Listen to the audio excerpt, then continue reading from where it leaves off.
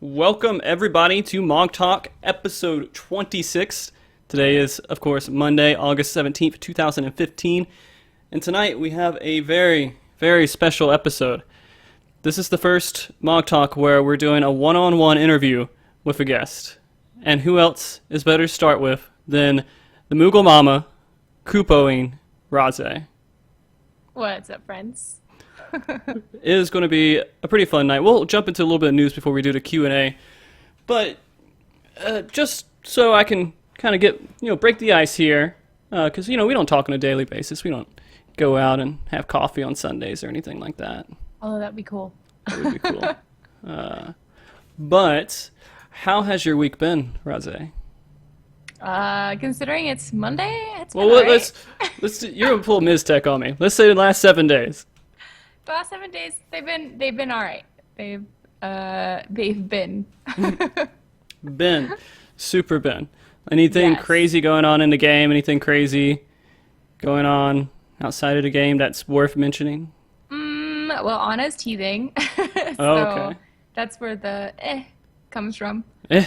And then in game, we are currently figuring out who our 8th person is going to be because we had one person drop from our raid. So Don't you have like a pool of people who watch your stream that you can just pull I from? do, but it's a long story. Okay. Long story. I We have a gotcha. couple people we're considering, so it's kind of like we all have to like discuss it as a group. I'm not raid lead. I don't want that job. Right. It's a pain. So I put it on other people. I'm like, here, you do it. What do we Fair need? enough. Ready, go. Yeah. What do we need? Ready to go? I'm like, as long as I get mana back, I don't care. Because Yeah. our bard is no longer able to raid with us. He's still Oh. part of the FC and everything. He just can't raid with us anymore. So we need to. We'll just get a switch out. machinist. So They're better anyways, right? I'm like, I don't care if it's a bard or a machinist. Just as long as I get mana back in A1, that's all I care about. Yeah. Our group gets both a bard and a machinist, so Wow. they get How pretty does that- lucky with that. Yeah. How'd that go? Is that good? Yeah, it goes pretty good. DPS goes a little bit lower, but at the same time, no one runs out of TP and no one runs out of mana. So, This is true. yeah. All Yep. them resources. All right. Before we jump into the interrogation, there's a bit of news that I want to discuss and just kind of hear your opinions on because they kind of relate. They kind of relate to Rahhzay the Moogle Mama. I think it might be worth just discussing a little bit here. So let's go into there's an interview from Famitsu. I'm never going to say it right. Can you say it right? Famitsu? No. I don't think I could ever say it right. And they're doing something kind of weird with the interviews this time. They're like, they had a whole bunch of them happen around the same time, and then they said, all right, you can release yours first, and you can release yours, and yours. It's like they're adjusting how the news goes out to the public through media outlets. Mm-hmm. And I think that's kind of an odd way to do it, but, Yeah, It it is works. what it is. Whatever. whatever. I'm going to post this Reddit post that I actually got that had very loosely translated information from that interview. If you guys want to read that at all, just to know what we're talking about. There's just a few points in here that I wanted to go over. One is, do you consider yourself extremely big Final Fantasy XIV fan? I do very much enjoy this game, yes. Okay. So if you saw Yoshi P, how would your reaction be when you saw Yoshi P? That's a tough one. I would really try to keep my cool. Yeah. But like inside I'd be like, oh my gosh, it's Yoshi P! Right. But I'm not gonna be one of those like, I'm not gonna do like a fangirl moment. Be like, hello sir, I really enjoy your game. Yeah. You'll be very polite about it. I loved the Moogle quests. Thank you. Right. You love the Moogle quest. Give me more. I need to Give collect me more more. things. Oh, no, they were great, guys. I'm sure people, disagree with us, but I'm on board with you. Moogle quest were definitely well done. Mm-hmm. But they were talking a little bit about German fans and Japanese fans, and they even mentioned North American fans a little bit, and they said that they're all, nice and they're pretty good, but apparently North American fans are considered over the top. I'm sure he didn't mean that in a negative way. The way it was translated could have came out maybe a little bit negative, but he was pretty much saying that they go a little bit not overboard, but they get more excited than everyone else. I can see that, especially some of the pictures and stuff that I saw from last Fan Fest, which I couldn't attend, but I know some That's people did depressing. some more outlandish things for attention. Yeah. Yeah, Kerr and I met Yoshi P over there at FanFest. Lucky. Yeah. It was kind of a weird thing. He just showed up randomly in a spot and was just taking pictures of people. It wasn't like anything organized. I wanted to go so bad. So, but yeah, I understand you had other things going on at that A little time. bit. I was kind of like 9 months pregnant, Yeah. so I couldn't go. Yeah. That That's would all have been right. bad. Yeah, no. Well, I mean, would you could have had your baby there. Wouldn't that have been something I get very, lots of comments of like, Yoshi P could just deliver your baby. I'm like, I wouldn't wish that upon anybody. yeah, you could I'm let like, Yoshi let's P leave name your that to the baby. trained professionals, guys. Oh yeah. No, that would have been a thing. I would have loved that story though. Next time you're pregnant and FanFest is around time, do you think that you could try doing that? If they have it in Vegas again, sure, because Yeah. we did move to Vegas. You moved to Vegas. Yeah, we did. Oh wow. So now Was that before FanFest or after it was FanFest? after. It was actually a couple months after. But we were seriously considering it before. Like, I think we kind of figured it out like in the summer that we were going to move. I So all gotcha. the plans kind of like fell into place late fall. I gotcha. I Vegas is fun for a day or two. I think. I don't know how it is really living out there. You kind of avoid the strip. Yeah, the strip is just That's essentially how you live in Vegas. You yeah, just don't go to the strip. yeah, and then other. We could talk about that later. That's a different subject. That's all right. Yes. All right, and then he talked a little bit about astrologians as well. And you have a little bit of familiarity with astrologian, right? A little bit. I got 1 to 50. Okay. I don't know. I enjoy it so far. I don't know. Like, I can't speak to its strengths and weaknesses in terms of being like in game, savage Viable. group with it. But I can understand why it's taking them a little longer to figure out the balance, because you hear a lot of people saying like their potency isn't high enough for their heals and everything. And I can understand why like they have to be really careful with how they tweak it, because I mean, they're buffing the entire raid. You know what I mean? They're Yeah. giving damage buffs and helping with resource management and all sorts of different things. Yeah. So, and that's something that White Mage and Scholar don't have, right? Other than Scholar has their fairy and whatever. But if you if you make their potency comparable to either of the other two healers, then nobody would want to play Scholar or White Mage, or Yeah. nobody would want them, because like, hey, I want the person over here that can heal just as good as you, but they can give me that balance buff that I really want. Yeah. But the thing And is, like, you had a 1 in 6 chance, right? exactly, and I'm like, Yeah. yeah, I think the RNG thing they're kind of like looking at too, but I can understand why they're taking a little longer to really like decide what to do with Astrologian. Yeah. But they agree that they need to look at it, which is good. Yeah, they've been talking about it, and they were talking about maybe having it at a point to where they can make a good amount of changes in 3.1 after they really see what happens in Savage.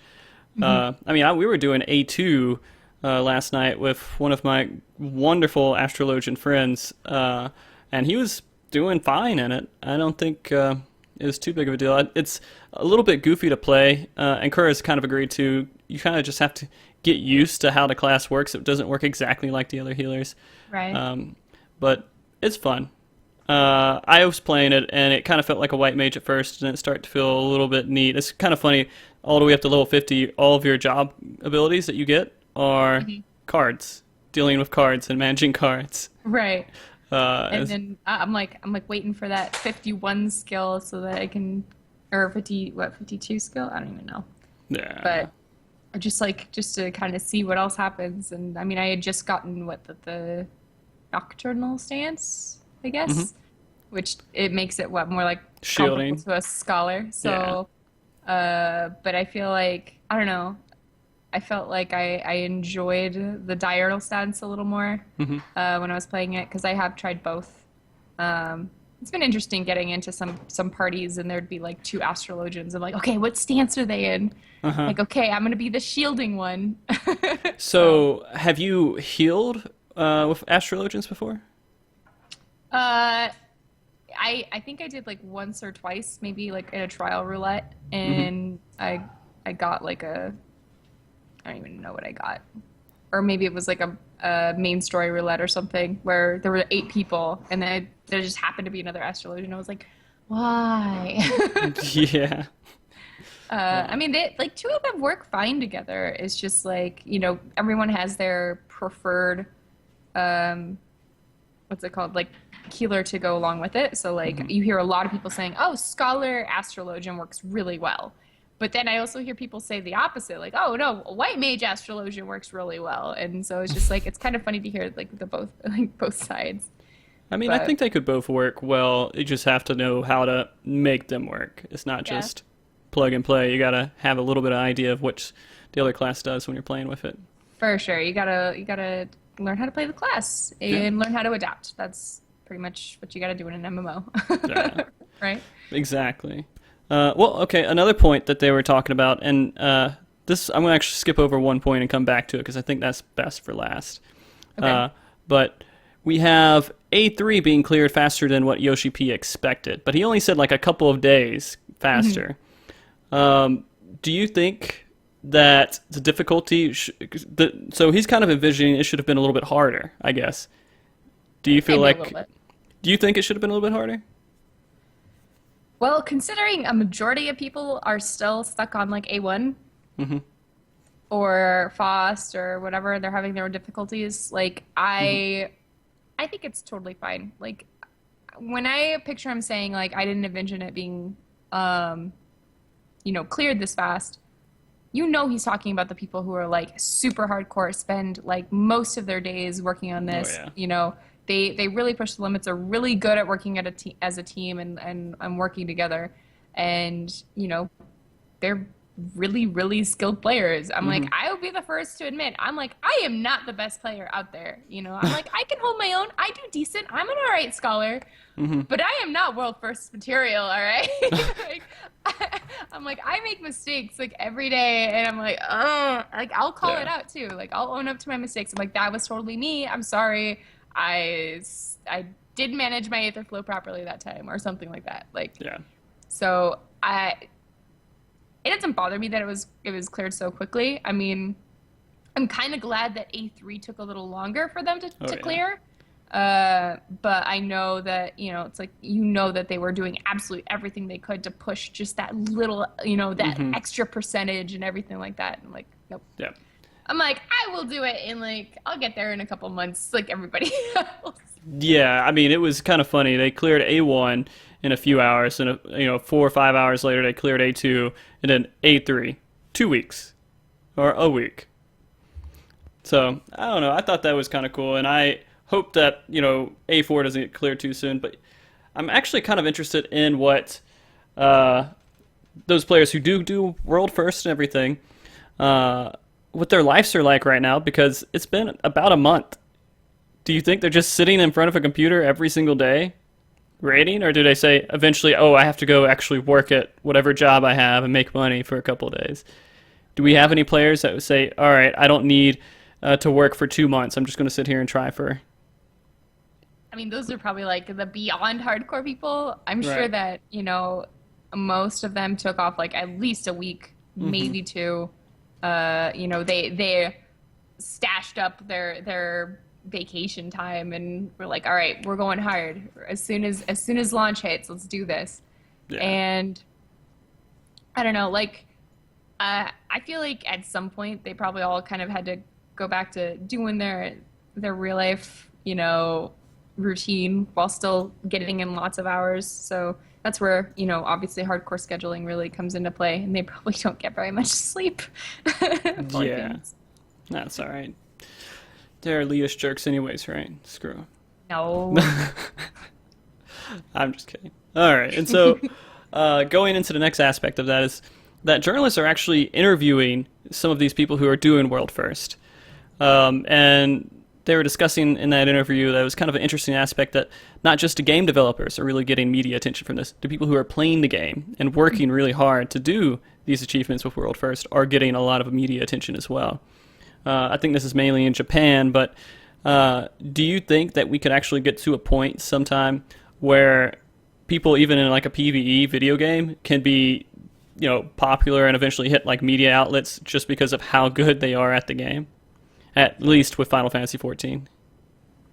I mean, it's possible. I don't know how long would ever like take us to get there. I mean, just looking at Twitch, you see, we're one of the smaller viewed games, Oh, yeah. right? So, I mean, we have our own little celebrities, and even when some of the people from some of those hardcore rating FCs were streaming, some of them still do, but there were a couple that you could tell, like they would just put in, this is the FC that I'm in, and they got like 100 viewers, like no problem. They weren't even really necessarily doing anything interesting. They were cool, cool to hang out with, talk to, and all that, but really down to earth. But at the same time, it's like, their FC kind of like, granted they were skilled players, but probably the knowledge of what that FC has accomplished probably helps them get a little more attention.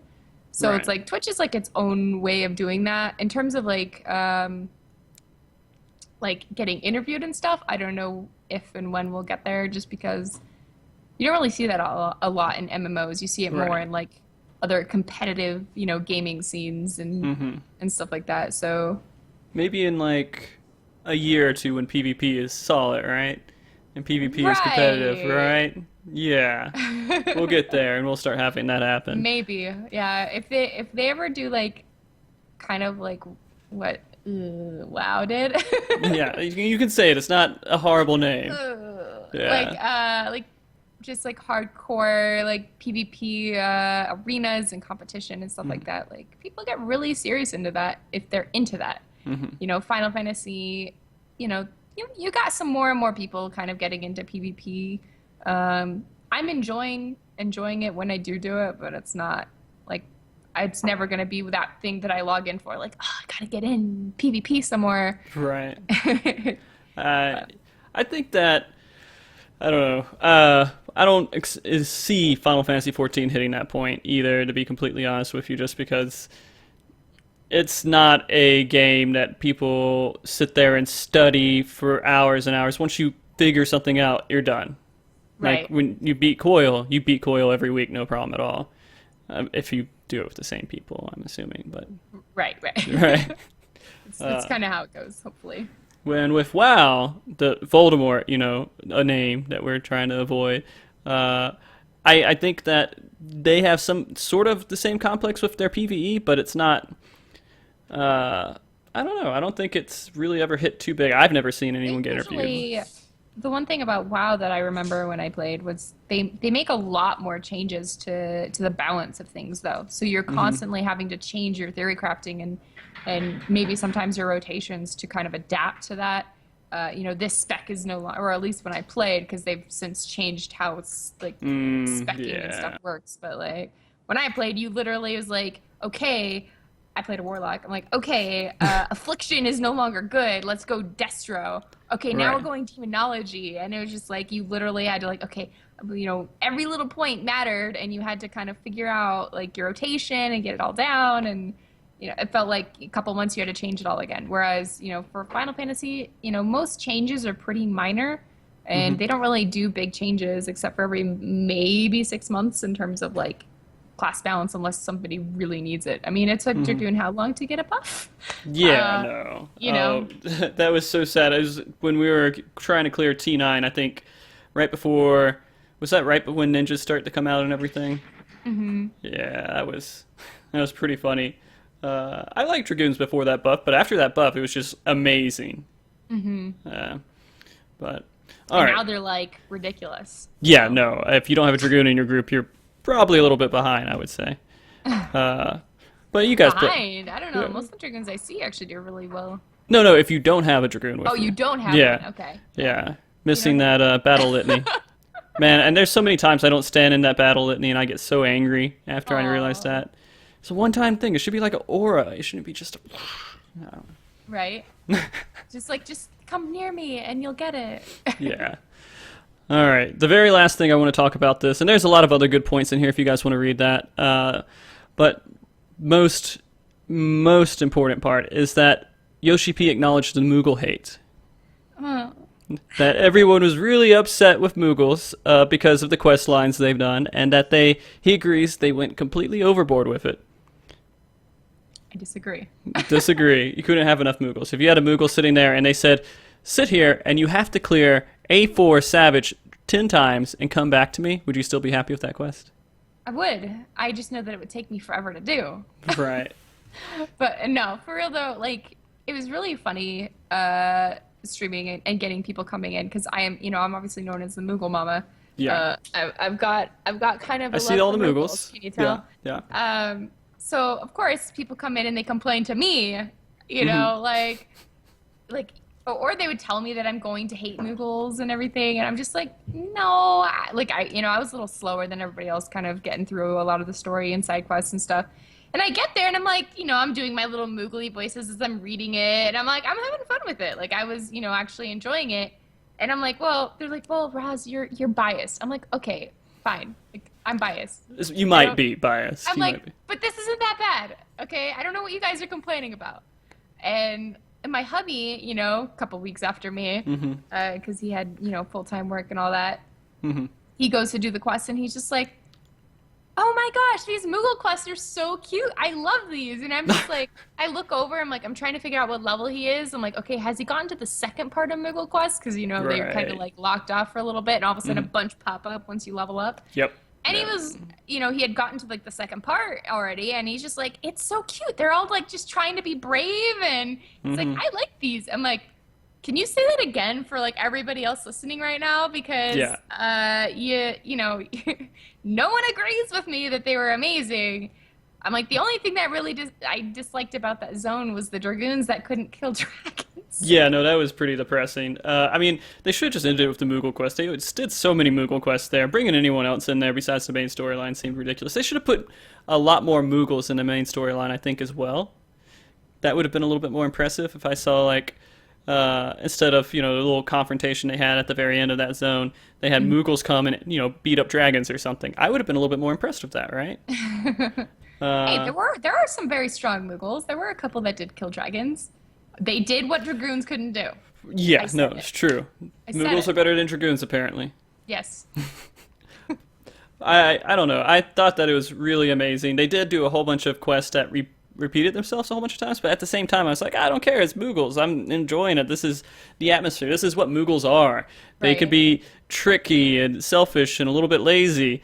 That's a Moogle sometimes. You just, sometimes they're brave. Sometimes that's just how they are. But he did say that he plans to introduce more Moogle quests, or something at least, that will, quote-unquote, redeem the Moogles and make everybody like them more. So hopefully, all of you guys out there that have put so much hate into Moogles after doing that whole zone will come back and realize that Moogles are actually the ultimate within the game. That's going to be awesome. And then people will be like, why you make me look for more baskets? Yeah, I don't want any more baskets. Maybe they'll have a basket burning quest or something. Right? Or like, be quiet and just eat your Koopo nuts, all right? Just fucking, I'm sorry. Okay, I'm sorry. Hold on. I just slipped up. I'm Koopoing up here, guys. I tried. It slipped out. I was really doing good. You did really good. Oh my gosh, I was doing so good. I was like, okay, so how long is it gonna be? I I should have like placed bets with Matt or something. Yeah, How we long hit you 30 think minutes. 30 minutes on live air so far. Oh gosh, I was doing so good. It's okay. I'll go back into it, and we'll see how few I can do. Oh my gosh. So many Don't crew. feel like you have to censor yourself too much. Yeah, I know. But Anna's not here. Oh yeah, that's true. We do have a little bit of. You know what? That puts you in a good position as well. But I understand now it's really hard for you. It's like ingesting poison almost, because it's just so awkward. It's not even that. It's like I've gotten so used to not doing it that it's kind of like, how like when you're a kid, and like I know I talked to you about this the other day. It's like when you're a little kid and like you're trying to swear for the first time and it's like really forced. That's what I feel like when I swear now half the time. Like if I do, and there are some people like, you know, maybe in the FC and stuff. Some of them have known me since before I was family friendly, but there are some that have heard me like when I'm just having a really bad day and I'm really mad, and it happens every once in a while. Yeah. And I will slip up and I will say some words, and we're usually in like the non-family friendly like TeamSpeak channel anyway, so it's not like I'm like, oh no, I just like offended, you know, another parent or something. Yeah. Like they're over there swearing up a storm, and then like I'll get really mad at something and slip, and they're just like, wait a second, Raz, what'd you say? I'm so mad right now. You don't even know. I'm like, ignore this it. tank can't do his job. Gosh, does he not know what Flash is? Yeah. And then I'm getting blamed because he's standing in all the AoEs. I don't know. Oh, there's so much relation that could be had there with almost every healer. It's so depressing sometimes. And before everyone's like, well, Roz, you're just a bad healer, so. That's the thing. It's like you don't see bad tank as much as you see bad healer. It always goes back, the tank died. It's always the healer's fault. Everything. Yeah. It's like, oh, we didn't kill it fast enough. Must be the healer's fault. Yeah. Just to talk a little bit relative to what we were talking about a second ago, before you did family-friendly stream, were you like cussing up a storm the entire time? Not the entire time, but I did swear a lot. Okay, I got I do you. have highlights and stuff. I do need to mark them. I've told myself I was going to do this for like a year now. That I do have highlights from like from before that I do swear quite a bit in. There are F-bombs and stuff like that. So if you like my family friendliness, don't watch my old stuff. Yeah. What's the date? What date should they just say, I'm going to cut off here? Ooh, let's say summer of last year. Summer of last year. Last year, don't watch anything before that for now. Okay. Until I mark it. I got I you. think there's a couple that are fine, but I don't remember exactly when. It was like somewhere halfway through my pregnancy that I decided that I was gonna go family friendly. All right. Well, now it's kind of what you are. You're kind of defined by that, and we'll get into that a little bit more later. But we're about to move into the Q&A, guys. So if you have questions for Rahhzay, the Moogle Mama, please Kupo and ask them. Don't hold back. Just do it. He said Kupo, guys. I said Kupo. I'm trying to keep with it. I wore my Kupo shirt for the Yeah. This wonderful. You know, I'm going to just go ahead and comment on that. When you make a shirt that can relate outside of Final Fantasy XIV and streaming, that's when you have a good shirt, I think. Because people can take that shirt and be like, I like this shirt just because it's a Moogle trying to cuss, and you can tell it's a Moogle trying to cuss, right? Yeah. So, I love it. I need to actually get one.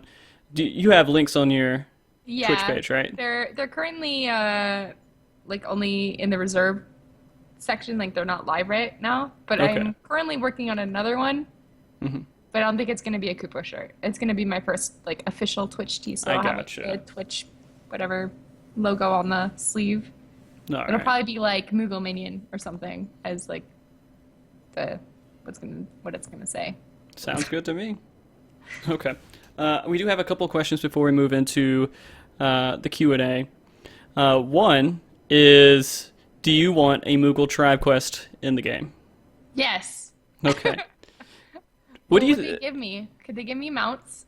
Can I have more Moogle minions? Right, yeah. That actually goes into another question that was kind of a little bit more trolly, is that, should we get into who else wants a flying Moogle mount? I think I've said this before, because people are like, oh, we should totally like fly around on a Moogle. I'm like, no. You need like a couple Moogles that like pull like a chariot that you'd like. Right. No, what I was thinking. Like, that would be so cool. No, I want to get a group of Moogles and have strings coming down from the Moogles, and you can just hold on to it like a big set of balloons, but it's just a big set of Moogles, and that could fly you around. That's my idea. I like it. You can't take it. You can't say it's bad either. But I just think of like their poor little feet. Like, what's the string hanging onto? Their antenna. Let's just go with that. Their what? Antenna. Yeah. Their palm. Or it could just be like magical, like kind of like if you've done like the eternal bonding, you know how like there's the Moogle one that like the Moogles just kind of go around, and it's like magically floating off the ground and like going forward. Maybe they'll do something like that. You just have Moogles like go around you. Yeah. I'd like that. That'd be awesome. Are you buying the new CD that is going to come with a Moogle parade? I already have it. Oh, okay. Like, I don't have it. I just got charged for it today. Oh, okay. So I'm waiting for it to come. That's the main reason it's I my would buy birthday it. gift for myself, That is a very good one. along with the carbuncles. Yeah. Because I need more knickknacks, apparently. Mm-hmm. Okay. Let's see if there's another question here. And okay, here's kind of a question just about your experience with games and everything, and we can go ahead and ask it right now real quick. What was your first Final Fantasy, and what was the Final Fantasy that made you Moglitified? This is from Element Dot, by the way. Okay. So, what made you fall in love with Moogles, and what was your first Final Fantasy you played? So, first Final Fantasy that I can remember playing was 7. Okay. I didn't play a whole lot of it because my brother kind of hogged the PS1. Yeah. But probably the one I played the most, other than 14, is probably 3 for the DS because we used to kind of like go on trips a lot. So I think it was 3. I don't know. Okay. And then what made me fall in love with Moogles was actually Kingdom Hearts.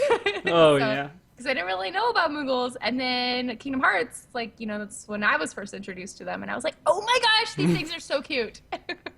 Yeah. So my love of Moogles has kind of stemmed from Kingdom Hearts. And when, obviously, I mean, they've been like a theme in pretty much most of the Final Fantasies now, right? Yeah. So once I was in 14, I was like, Moogles, they're cuter. And so I got really excited and kind of just adopted it as like my thing. And now you're adopting multiple Moogles every day. Every day I get a new Moogle minion. Yeah. That is amazing. Okay. Oh, yeah.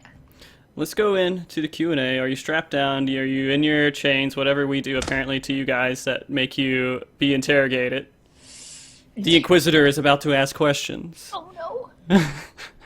Oh, okay. Let's, oh, hold on. I went through like 3 slides there that I shouldn't have gone through. That's all right. Oh. Don't worry All about the it, guys. slides. Ignore everything else that was there. Let's go into the basics of Rahhzay. Are you ready? I'm ready as I'm gonna be. Okay. What first brought you into the world of playing video games? That would probably be, I don't know, probably my parents. We were introduced to video games and stuff when we were really young, playing obviously on like Super Nintendo, NES, DOS, eventually Windows. Right. I mean, I like one of my like more fond memories, I guess, was when I was probably like 7, and I sat in my dad's lap while he was playing Doom. Mind you, I cannot play that game to save my life, but I don't know, for whatever reason, I found it to be one of the most like entertaining things. So that kind of got me into gaming. Obviously, my brother and I, we owned like all the consoles pretty much. And so we used to play a lot of things as a family. Obviously when we came out, it kind of literally became like a family thing. So we would all like play, Wii Sports and all that stuff. And then I didn't really get into MMOs until I was in college. And I, picked up that game called World of Warcraft thanks to an ex, my boyfriend at the time, and that's where like my MMO fascination started and haven't stopped. Did you just like instantly get obsessed with MMOs and want to play like every waking hour that you could? Pretty much. Okay. How I passed my classes is beyond me. No, I was pretty good about getting my priorities in check and everything, but I did spend a lot of time indoors, a lot of time playing video games, and my friends were like concerned, like, you don't want to go out or anything? You don't want to go get some dinner? I'm like, I got Hot Pockets. I'm good. I got this. I got a raid in 20 minutes. Exactly. Yeah, I understand that feeling very much, and you can both tell from everyone in the chat here. You can tell that we're both very pale, so we both have very similar experiences with staying indoors because of video games. Now that's even worse. Now that I work from home, it's like, when do I get to go outside? And I forget I sometimes. can relate to that one. Yeah. Oh, mom, it's like, I'm like, do I need groceries? Hmm. Is that an excuse to go out? Yeah. Well, I could use some Hot Pockets. Right? Yeah. I got a coupon. Let's go Yeah. get some Hot Pockets. Oh, are you do you use coupons a lot, by the way? Just out of I'm curiosity. trying to get into couponing. Yeah. Save some money. Since since I'm just working from home or not Hmm. working from home. I'm a stay-at-home mom. I do freelance like graphic design stuff here and there. Hmm. Uh, but because I'm not bringing in an income right now, other than what little I get from streaming and then the occasional commission. Uh, Anywhere we can cut some couple dollars is good. Right. I think I saved like $10 yesterday on baby food. High five into the camera. I'm doing it right now for you. Yeah. All I right. high five the camera all the time. Yeah. I mean, how else are people going to know you're trying to high five them, right? I know. I can't just say high five and not do it. So Yeah. You can't just kind of keep it meekly like back in the side. You have to like, go "Oh, straight into the camera. right? Yeah. It kind of looks like you're putting your hand in their face, but other than that. Meh. Yeah. All right. So when did you first discover Final Fantasy 14? I did play a little bit of 1.0. My hubby was the one that discovered 14, and at the time we were just dating. Oh my gosh, that was like forever ago. It was like what, 6 years or 5 years ago? Six. Well, 6 is when we were together, but anyway, so he discovered it and everything, and he was just like, wow, he's like, let's try this out. And I remember I had a Mac laptop. I had a MacBook Pro, and it had Windows on it, and it did run the game. Not super well, but it run the game. And I tried so hard to really enjoy the game, and I just couldn't do it. I tried so hard. I was just like, it was just not intuitive. I was so used to mouse and keyboard, and like 1.0 was just keyboard. You got nothing else, right? So I'm just like, and then the leveling process, I just couldn't even do it. I was like, what are these leave quest things? And like, how do I do them? And like, when do I get more? Yeah. How else do I level? Are there quests? There's no quests. Like, what do I do? Do I go kill things for like ever and a day? Like, do I go kill boars? I don't know. So, I tried so hard to really enjoy it, and I just couldn't. Matt, like, kind of went off and on playing it. He probably got to like level like the 30s or something like that, or 40s. What? 45. Wow, almost. So he was almost there. I got to, I think my highest was 24 thaumaturge. And then I tried like the crafting, and I really liked the crafting and gathering system and stuff. I just couldn't do it. Yeah. And then I was playing Guild Wars 2 when I heard 2.0 was coming. And a friend of mine who was really into 14 was just like, oh yeah, they're redoing it, they're relaunching it and all this stuff. And I was like, I played 1.0. I was like, do I have beta for this? I went and checked my email. I was like, yes. Like, let me try this. I'm not even kidding. I got so addicted just to beta. I'm like, I knew that my character was going to be wiped at the end of like each beta phase. And I couldn't stop playing. I'm sorry. I'm going to completely interrupt you. I did something horrible here. I know I did. We had the Dancing Mad theme just pop up. I don't know how it made it to the stream. It's not even part of all this stuff. I hope you guys all enjoyed that. When you have your follower alert turned all the way up to max and you forget to turn it down, and so in the middle of you talking, everyone just went dancing mad, and their eyes and ears and everything, I'm sure, just started to bleed there. I am so sorry for everyone that had to deal with that. I have no clue where that even came from. Yeah. Oh my gosh, I can't even see. I don't have the follow alert, anything here set up. Well, congratulations whoever was able to do that. I have no clue how that happened, and hopefully it won't happen again. I turned down the sound for OBS, which is what usually produces that, so we'll see. I had a couple people follow me also during this, and it didn't play the sound, so I'm not really sure. Either way, I am so sorry, Rahhzay. Yeah. Yeah, that one special person who just knew how to blow this stream to bits. Okay. You can continue on your point if you remember your point. That's okay. We'll just act. Okay. Okay. Okay, no, now you're muted. We're doing all kinds. How'd you get muted? I think. Oh, you can't dance. No, hold on. Yeah, you can. Oh man, it is broken. All the things are broken. Yeah, let's do this. Let's go to here and here. I could just mime the rest of it. Yeah, if you really like to, you can. All I gotta do is just figure out which one is making the noise and just, I'm gonna mute everything here. Try talking real quick. Nope, that was not it. Alright. Try again. Now I'm talking again. Excellent. I'm gonna find everything that's a sound and mute it besides Skype, and OBS apparently mutes you too if I turn that down, so. Oh man, my cheeks, they hurt so much right now. What? Alright, so we're good now, I think. We'll see how long that lasts. If I can find out.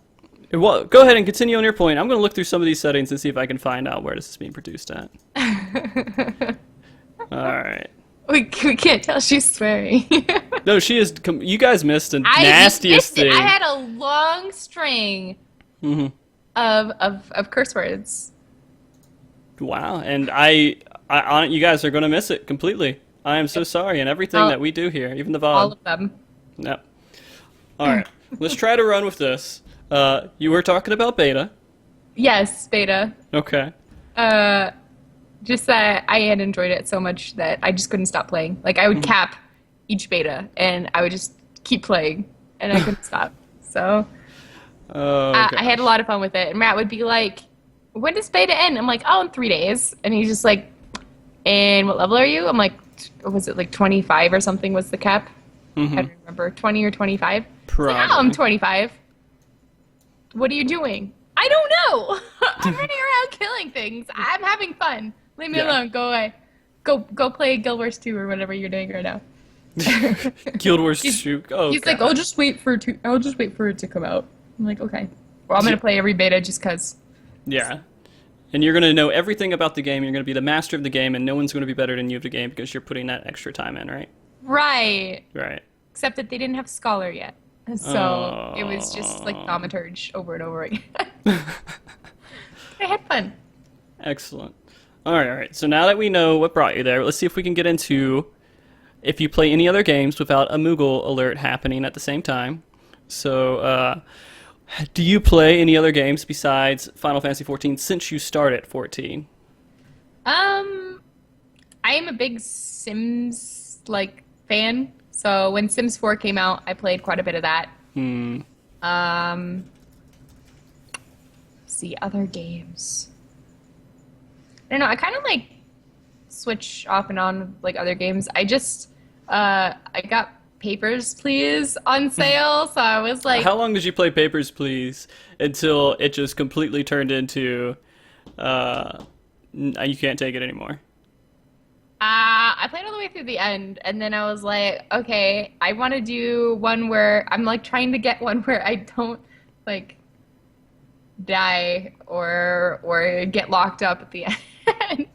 So I'm trying to go through that again. But are you doing that currently? I think last I played was a couple or 3 or 4 days ago, 3 days ago. All So I was just binge playing that.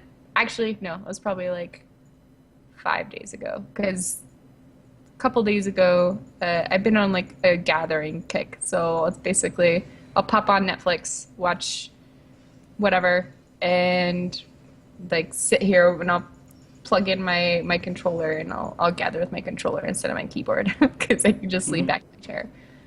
So been leveling fishing. Oh, okay. Fishing is the Netflix profession. Yes. It's a lot more the Netflix profession than anything else. I just listen for the little psh, water and then pick up a fish. Yeah. And Maybe then you'll hope get a that mooch. it's not high quality so I don't mooch. Oh, yeah. No, I'll look over. I've got 3 monitors, so I'll like look over. I'm like, oh, it's not high quality. All right. Oh, okay. I mean, there's Uh, macros for that, isn't there? um, Not well. Like, I mean, you still have to notice if you mooch, right? But I do have like one button that will like, reel in my line and cast like whatever, like 12 seconds later or something like that. So, All right. Okay. So the next question we have for you is Final Fantasy XIV is a very wonderful game. It's great. There's so many wonderful things about it. But what aspects of the game keep you playing the game? ooh, the storyline is fantastic, especially in Heaven's Word. So that's, one thing I'm definitely looking forward to in the next major patch is what are they going to do next? So leveling in Heaven's Word was obviously like super enjoyable for that because I was like, whenever I ran out of main story quests, I was like, no, I need to know what happens. Because like usually I just kind of like skip through everything, but Yeah. this is like the first time where I've literally like sat down and like read everything and listened and everything. It helps that half of them are voiced over. Yeah. Other than that, probably the social aspect. The community in Final Fantasy is a lot better than a lot of the other MMOs that I've played. A lot friendlier and everything. It probably helps the fact that, I've kind of built this really positive community anyway. So pretty much everybody in my FC is usually people from either my stream or just other positive members of the community. And so that makes it really enjoyable. And obviously I like raiding too. So Yeah. those are like the three main things that keep me logging in pretty much every day. All right. So it being a really good MMO, right? Yes, Okay. it is a great MMO. I highly recommend it. Yeah. How many hours do you say you put into the game every day? Too many? No, I'm Too kidding. many? It depends on what kind of day it is. Like, on a slower day, I'll maybe put in 1 or 2 hours. On like a hardcore day, I'll probably be off and on for 6 or so hours throughout the day. Being a stay-at-home mom, like I'm kind of like between taking care of Anna when she goes down for naps. It's either I am doing something around the house or I'm playing. So Right. it's like I could be at one of the two, Yeah. or I'm napping. Napping is great. Siestas. I have taken so many siestas during the work week. At least I take lots of siestas. Yeah. And I'm trying to break the habit. It's tough though. It's really tough. Yeah, I'm trying to break that habit too. Yeah, especially when the room I work in has a bed in it. Kind of makes it a little bit rough. All right. You gotta fix that. Probably. Okay. So we talked about the things you like about the game. What is something you think is absolutely ridiculous that should definitely be changed about Final Fantasy XIV? I don't know if I have an answer for that. Okay, let's say there's something that you think is Final Fantasy XIV. It makes you upset, even just at least the most upset, even if it's just a little bit upset. Makes you the most upset out of Final Fantasy XIV features. I mean, it's never anything about the game itself. It's usually somebody in the community, like lack of communication type stuff, just someone expecting way too much of, duty roulette, right? Right. Like, just like, why can't you guys do this? Why can't you all be pro like me? It's like, if you're pro and you want like a speed run, Go 3 make pro a pre-made. friends. Like, Yeah. make a pre-made. Go. That's what party finders are for. Is for that kind of stuff. You can't hold everybody to the same standards of like maybe your own gameplay. So like if I go on duty roulette, I'm not expecting much. Especially Right. I used to do duty roulette or duty finder, like extreme primals a lot before Heaven's Word. And that's fun. And it's fun and frustrating at the same time, only Right. because you always get somebody who's just like expects way too much. And I'm just like, I go in there, I'm like, I'm gonna die a lot. I know it's gonna happen. I You might care. not clear. I might not clear, No. but I'm doing this for fun. I'm doing it to kill time, And there's always one person who leaves. I'm like, great, you can leave. Like, if you're joining this expecting a clear, then you've got, whatever. If you're expecting it, like, it's not so much getting upset that it's not happening, and more so, like, expecting it. Because, like, it will happen if you give people a chance most of the time. Unless they're just absolutely terrible. There's an art right? to it. I think But you gotta know how to talk to people. You gotta kind of, like, know how to be like, hey, you could probably try this and you might be a little more successful at what you're doing. But there's always those people that are like, if you don't clear it in 1 or 2 tries, then they, like, get upset and they yell at everybody, blame people, or they just leave. And that goes in Party Finder too. Like, if if I see it all the time where there's, like, a clear group or something, or not a clear group, a farm group, and they wipe one time and somebody leaves. They're like, I thought this was a farm group. It's like, you're playing with 7 people you haven't played before. You kind of have to give yourselves a second to kind of adapt to each other's play styles. Even though there's, like, what's it called? Like, an optimal way to kind of play each job. Yeah. You still need to kind of adapt to each other. Not everybody plays it, quote unquote, optimally. So, for instance, maybe, I don't know, maybe the healer you're with or something is a little lax on their heals. Maybe they focus a little bit too much on DPS.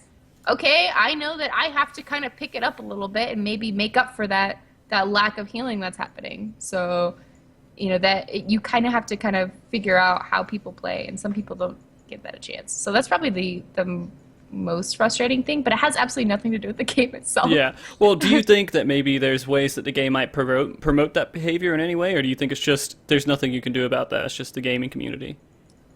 I mean, I feel like that it happens with every gaming community. I mean, I know the commendation system kind of, like, was put in place to kind of help that, and I feel like it did for a short time because people wanted the rewards from commendations, but it can only help so much. You're always going to get somebody that's impatient or whatever. So it's just the community and people in general. Yeah. I mean, I was running just the other day, and I had someone. I'm leveling up Astrologian a little bit, and I'm in cleric stance before, or like any pool, because I'm like, get a dot off before I, fight starts or whatever. And they said, hey, I don't know what you're doing. You don't need to be in cleric stance. You have to be in regular healing stance. And I'm like, you were looking at me for like a snapshot of time, and you haven't looked at me dancing in and out, and right. And then it's one of those machinists that don't know how to keep up dots or their buffs, and I was just. Right. It's always great when you get people who can't really play their own job, optimally, and then they're telling you how to play yours. Yeah. My favorite. Well, it's not even just that. I feel like most of the time that they are that way is that they had so many bad experiences with people who stayed in cleric stance or whatnot. So, for instance, like going into a low-level roulette and someone gets mad at you like, hey, you stick to your job and heal only. And I'm like, why? You want this to take an extra 10 minutes? I mean, that's fine. I'll just strictly heal, but there's going to be a lot of downtime where I'm just standing here and you're taking absolutely nothing. I have a fairy. Yeah. It can heal you just fine. Trust me. I don't need you to do anything in this except maybe toss like a physic your way. Yeah. And that, I wish you could do that at more low levels. I feel like with Scholar, it was so sad that you had to wait till level 30, then plus another 15 levels to do any healing. But yeah, it's true. Sorry, you get to mess with Carbuncle. That's fine. Enough fun. So. Yeah, we do get to appreciate Carbuncle for a little bit. Hopefully, we'll be able to appreciate him a little bit more, and we'll be able to change our pets into Carbuncles. That would be great. I can't imagine Carbuncle healing though. A green one. It's green color. It can heal, right? Yeah. Okay. We'll make it work. We'll figure it out. Yeah. Okay. So going on to kind of what you do in the game. We were talking about a little bit here, but what made you decide, hey, I want to be a healer in this game instead of a warlock? I did start off as a thaumaturge. I was going to originally go black mage, and in my FC, we didn't have any healers, or very little. We had maybe one in my entire FC at the time. So I had been looking at Scholar for a while since, before launch, and I was like, but I get fairies. I was like, okay, fine. I'm going to level Arcanist. I'm going to go Scholar. And it's kind of funny because every MMO that I've played, I've kind of mained something a little bit different. I mean, World of Warcraft, I mained Warlock. I actually leveled 2 different Warlocks. I had one Alliance and one Horde. So, and they're on like completely different servers, and it was because of the people I was playing with. Yeah. And I didn't want to pay to transfer, so I just made a new one. It's cheaper just to put another 60. I don't know. How long would it take to level up a character to? I don't know. You could do it instantly now if you pay the money. Right. But, No. I don't know. So I did that. I had already started it on my friend's server, so it didn't take like super long. And it was when the second one that I had leveled was like when an expansion was either getting ready to drop or had just dropped. So I wasn't really behind. It was kind of like I was at the same level as everybody else. So it was like a good time to make a new character. In Ion, I mained a Templar, so I was a tank. And in Guild Wars 2, these are like the ones that I spent the most time in. Guild Wars 2, I played a Necromancer, which is another. Did you you couldn't be a healer or a tank in Guild Wars 2, so. Right, you can't be either. So I was like, I'm going to default to all the dotting classes and pets and eat you with things. I don't know. I did play Star Wars: The Old Republic as well, and I played a Consular, which is technically a healer, but I guess like I didn't really play a lot of endgame in that, just because there wasn't a lot when I was playing. So it was mostly PvP. So I didn't do a lot of healing there. So I can't really consider myself a healing main in that. But so this was the first one where I was like, you know what, I'm really gonna try healing as like my main, and I enjoyed it. I enjoyed it so much. I didn't really level any of the other things to 60 until like right before Heavensward. Oh wow, nice. I think I had Dragoon at 60 before, or 50 before that. I'm sorry. But the others I didn't really like bother to finish leveling. I like played a lot of them a little bit here and there, but nothing else to max level until like a month or two before Heavensward dropped. I saw the leveling streams. Yeah, Yep. I had lots of them for a little while. My race to 50s. I tried as well. I couldn't make it though. I was short a ninja, thaumaturge, and black mage, and dragoon. Those were the 3 I was short. I got a little closer. I was only short bard and warrior, I think. So I was almost there. So you missed out on one of the best classes in the game, right, warrior? Oh, yeah. You don't get to experience that fell cleave just yet. No, I don't. I don't get to experience the awesomeness that is Fellcleave. That's true. Nah. But you can receive it, I guess, if you go and do Seal Rock. But this is true, and I'm sure I have taken a lot of axes to the face. So, especially if Ezen is on the other team. We've had one of our warriors hunt down Kerr or at least one match and try to kill her every time, and he's a warrior, and he's like, take my 3 fell cleaves, and I'm like, shut up. Oh my gosh. All right, so getting close to the end of this segment of questioning, what other passions outside of streaming and playing video games do you have that people might be interested to know about? Well, I spend a lot of time, like, I'm really family oriented, so I really obviously enjoy doing like family based things. I spend a lot of time obviously with my daughter. So does she count as a passion? No, of course, yeah. It'd be odd if you said she wasn't. But it's true. It's true. I don't know. A lot of my stuff is like really family oriented. Like I enjoy going out and stuff with my family, and we play a lot of like board and card games and stuff. So like I'll go over to my parents' house and maybe we'll like play Uno or Phase 10 or something. I don't even know. Yeah. And I don't know. Other than that, like hubby and I just kind of, I don't know, we're huge techies, so we just kind of like, hey, you want to go to Fry's for like no reason at all? Sure, let's go and see what they have. If there's anything like a good deal. And then he ends up like staring at like the processors and memory, and I'm just like, do you want something? You know, you can get it, because he doesn't like to spend money on himself. You know, I like to try and talk him into spending money on himself, but it never works. He always ends up returning whatever he buys. Yeah, when you said Fry's, that's a grocery store over here. So yeah, it was a we little have a bit Fry's confusing. Electronics over here. But yeah, I remember the whole like Fry's grocery store thing too. Oh yeah, good old Kroger Same, fries. same old thing, kind of. Yeah, same thing. Yeah, I can't imagine actually going to a store to look at electronics at this point. Like, do they have the same stuff at Fry's Electronics that they would have like on Newegg or Amazon or Tiger Direct or anything like that? Sometimes, yeah. I mean, a lot of times actually, and they do price match. Hmm. But yeah, so they do have a very big selection. So it's not like going to like Best Buy Right. and you've got these six graphics cards to choose from, or these four gaming keyboards to choose from. It's like you've got an entire row of stuff to choose from. I just hit my like dragon. Oh, he's okay. He's good. He's in one piece. That's all that matters. Yeah. You've got like an entire like aisle for these things, and so it's like I'm very much about the shinies. So like I tend to gravitate towards like headsets and mice and keyboards, and like I'll go and like touch all the things, and there'd be no reason. Like for instance, like I've got Astro A50s. I still go look at the headsets. I have no intention of buying any, but I like to go just see what's out there. You need to get a Siberia. No, I love my headset. Oh, you gotta get it glowing in the side, and you look kind of cool. Yeah. Get on the Milo and Frosty bus. I know, right? Yeah.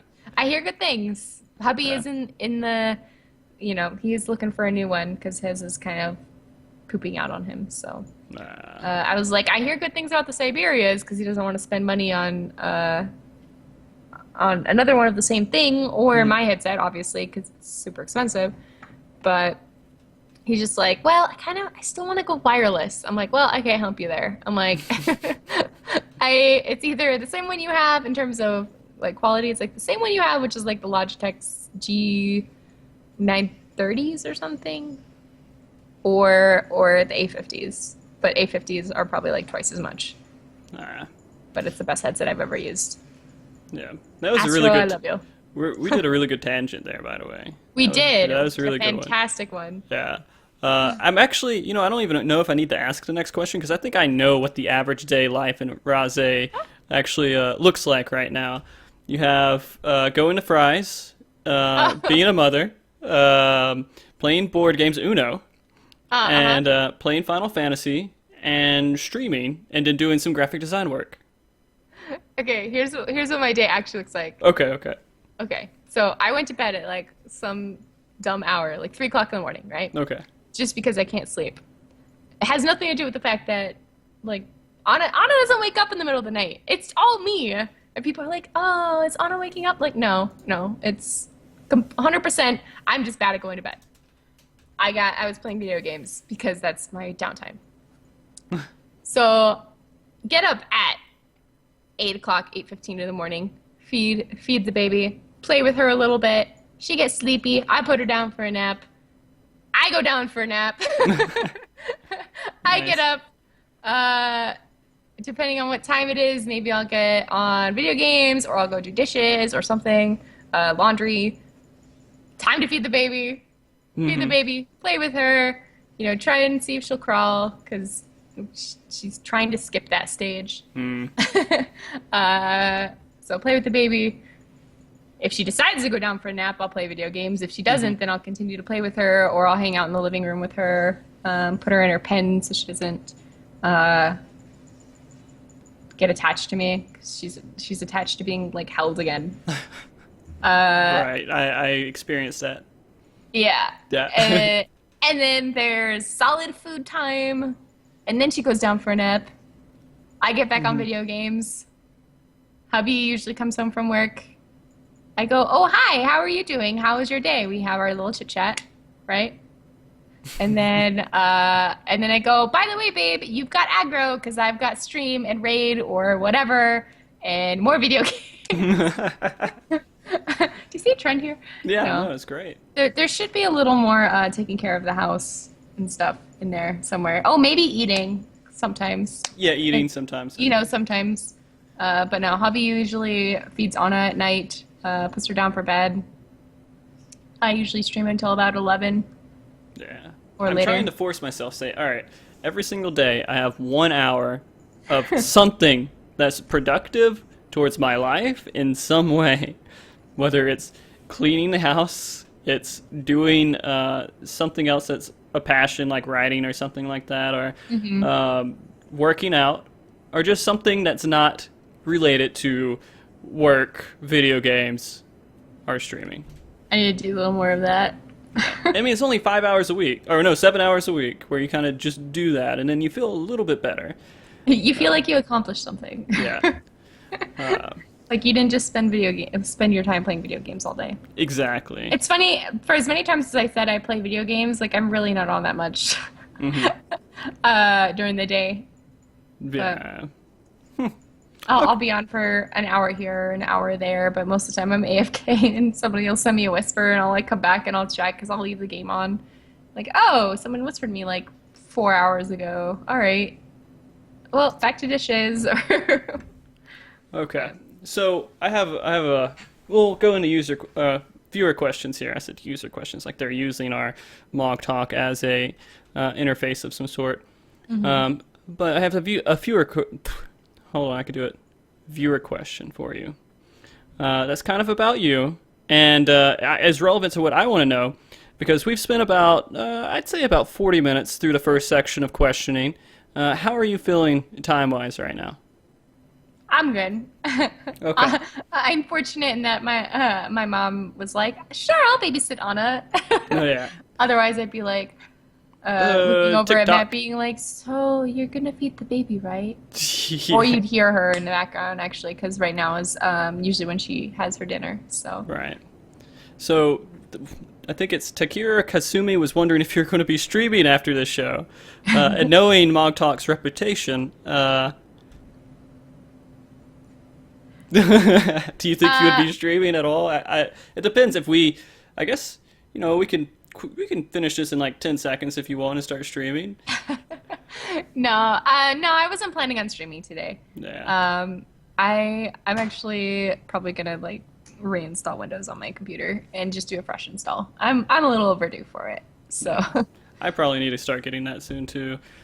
And then he also followed this question up, which I'll just ask real quick, and I'm sure this is one of those questions you get in streaming. You're just like, I'm kind of tired. I have a kid. I understand this is another question. He's like, when are you going to have another kid? I was waiting for this question to come up. Yeah. Yeah, we do want to, but we're waiting for at least probably another year. We kind of need to be on our feet financially in order to be able to do that. So Yeah. we're not in a rush. That's excellent. That's an excellent way to do it. Because then you'll have a 3-year-old and a 2-year-old at the same time. You would think that's a little bit too close. Well, at this point you wouldn't, but if you just, are like, I'm just going to have as many babies as I want right now. But this is a Final Fantasy 14 show. Exact. This isn't baby talk. Oh. Oh, that's my stream. That's your stream. We end up talking about babies and stuff for like an hour and not meaning to, and then after we finish, that's when all the viewers come. Okay, so this is kind of a semi-trolly question. Das Rambo wanted to know, would you ever want to actually turn into a Moogle? And if you did, which Moogle would that be? Do you have a favorite Moogle? I don't have a favorite Moogle. I like them all, Yeah. but I wouldn't say that I have a favorite. You're not a Leo fan at the moment? No, there was one that obviously annoyed me, and I'm sure it annoyed a lot of you guys too. And it was the one that was like trying to become a part of that like squad or whatever. Yeah. The part of the Mog Guard or whatever. No, that's Leo, I think, isn't it? Yeah, Leo. Yeah. You liked him? Mog Leo. Mog Leo, yeah. Yeah. So I was like, he was probably the one that probably annoyed me the most. It's like, oh yeah, you go do this. Oh, I wasn't paying attention. Darn it. Can you go and kill another one for me so I can go and like steal a spine? So Right. I was like, okay, come on now. Like, why am I doing all the work for you to be on this guard? I'm like, what's gonna happen when I'm not around, little guy? I know you're trying really hard to be part of this, but come on, do a little bit more. Yeah. But that was like probably the only thing I think I disliked out of like all of the Moogle quests. All right. Well, now you guys have those answers. There's lots of questions that are in here, but they don't feel like they fit just right into the conversation just yet. We will get to those questions. You guys If it was skipped, hopefully we'll be able to knock it out at the very end of the show here. So just be patient. Be patient. All of the questions. Yeah, we want to get all the relevant questions out first, and then we'll come back to all these wonderful questions. For example, did somebody clear A4 at this time? I don't think that's quite relevant just yet. Just yet. But I actually want to talk to you about what you're known for, which is streaming. And let me move my slides over here. And if you guys have any questions about streaming, this is the time to ask them about Rahhzay and her streaming. And this is one of my longer Q&A parts here. I have lots of questions for you because I'm very interested in a lot of it. Before we get too much into detail, let's get into the basics. How long have you been streaming, and what first brought you into the world of streaming? All right. So I've been streaming for a long time. I've been streaming for like two and a half years. Right. Coming up, yeah, 2.5 years. Maybe a little more. More by like a month, maybe. And my first game that I streamed was League of Legends. I was kind of in between MMOs. I was sick of WoW. Star Wars: The Old Republic kind of like pooped out on me. I didn't enjoy it anymore. Kind of like I lost the point. So a couple of my old friends from childhood were like, hey, we're playing League of Legends. Do you want to play with us? I was like, I don't know what this game is. They're like, it's free. Let's play it. And I was like, all right. So I started playing that. Yeah. I really started enjoying it and getting into it. Somehow discovered Twitch. And I'd watched Twitch for a couple months. And then I was like, you know what? I kind of want to try this out. Let's try streaming. I'm like, I've got a beast PC. Mm-hmm. I know that I'm capable of being able to do it. So let's see how this goes. So it was obviously a really, really slow start considering how competitive League of Legends streaming is. Yeah. But I did it because I enjoyed it, and it's the same reason I continue to do it almost daily. It's just I enjoy it. Okay. That's So. a good answer. If you enjoy something, you should probably do it. Right, exactly. Unless if it kills you in some way or another, you probably don't want to. Yeah, you got to be reasonable here. I don't think streaming has any kind of potential to harm your health. Unless if you do like a 48-hour stream, then you're kind of getting in that territory, right? I always tell people to drink water. Like anyone that's doing a 24-hour stream or anything, I'm like, take care of yourself. Yeah. Like if you can't make it to that 24 hours, don't kill yourself. Come on I'm now. going to be honest. Every time I hear someone does that, I get this like motherly instinct in me. That I'm like, please make sure you get up every hour, walk around, drink some Right? water, eat some food, go to the bathroom. It's worse look now in that the I'm distance. an actual mom. Oh my gosh. Yeah. The amount of like super long streams that Optical has done. I'm like, I feel like I always go in there. I'm like, are you drinking water? How much water have you had? Because he has like his caffeine counter. Like, you Right. better drink water. Yeah. Are you eating healthy snacks? Yeah. I mean, come on, guys. You've heard of people dying while playing too many video games for too long in one sitting. It happens. So if you're gonna do something awesome as crazy as that, make sure you keep up with your health. I only say this because I sit in front of a computer 16 hours a day for working and for streaming and playing video games. Wait. I'm sorry. I just saw Yeah. something that Adagio said. He said Yeah. in Disney's movie Wreck-It Ralph, two Moogles fly in the background above the crowd in the Yep. game Central Station. I did Yep. not know this. It's really hard to notice. It was really far in the distance. Oh my gosh. Now, babe, we need to buy Wreck-It Ralph. I love that movie. Yeah, it's a great movie. It's one of my favorite. But now that I know that there's Moogles in it, now it needs to be like in my house. You'll see it for like half a second. It really will barely exist. Moogles in it. Yeah. It's in Game Central Station. We'll rent it and we'll watch it. Yeah. Do it. I recommend it. I recommend It's like buying in the it middle too. of making dinner too. Yeah. I think. Are you making dinner or are you unloading the dishwasher? Oh, or that. He's being domestic. He's being awesome. Yeah. Picking up my slack. No, there's no slack here. You have a wonderful show. This is the show. It's like being on Johnny Carson, man. All right.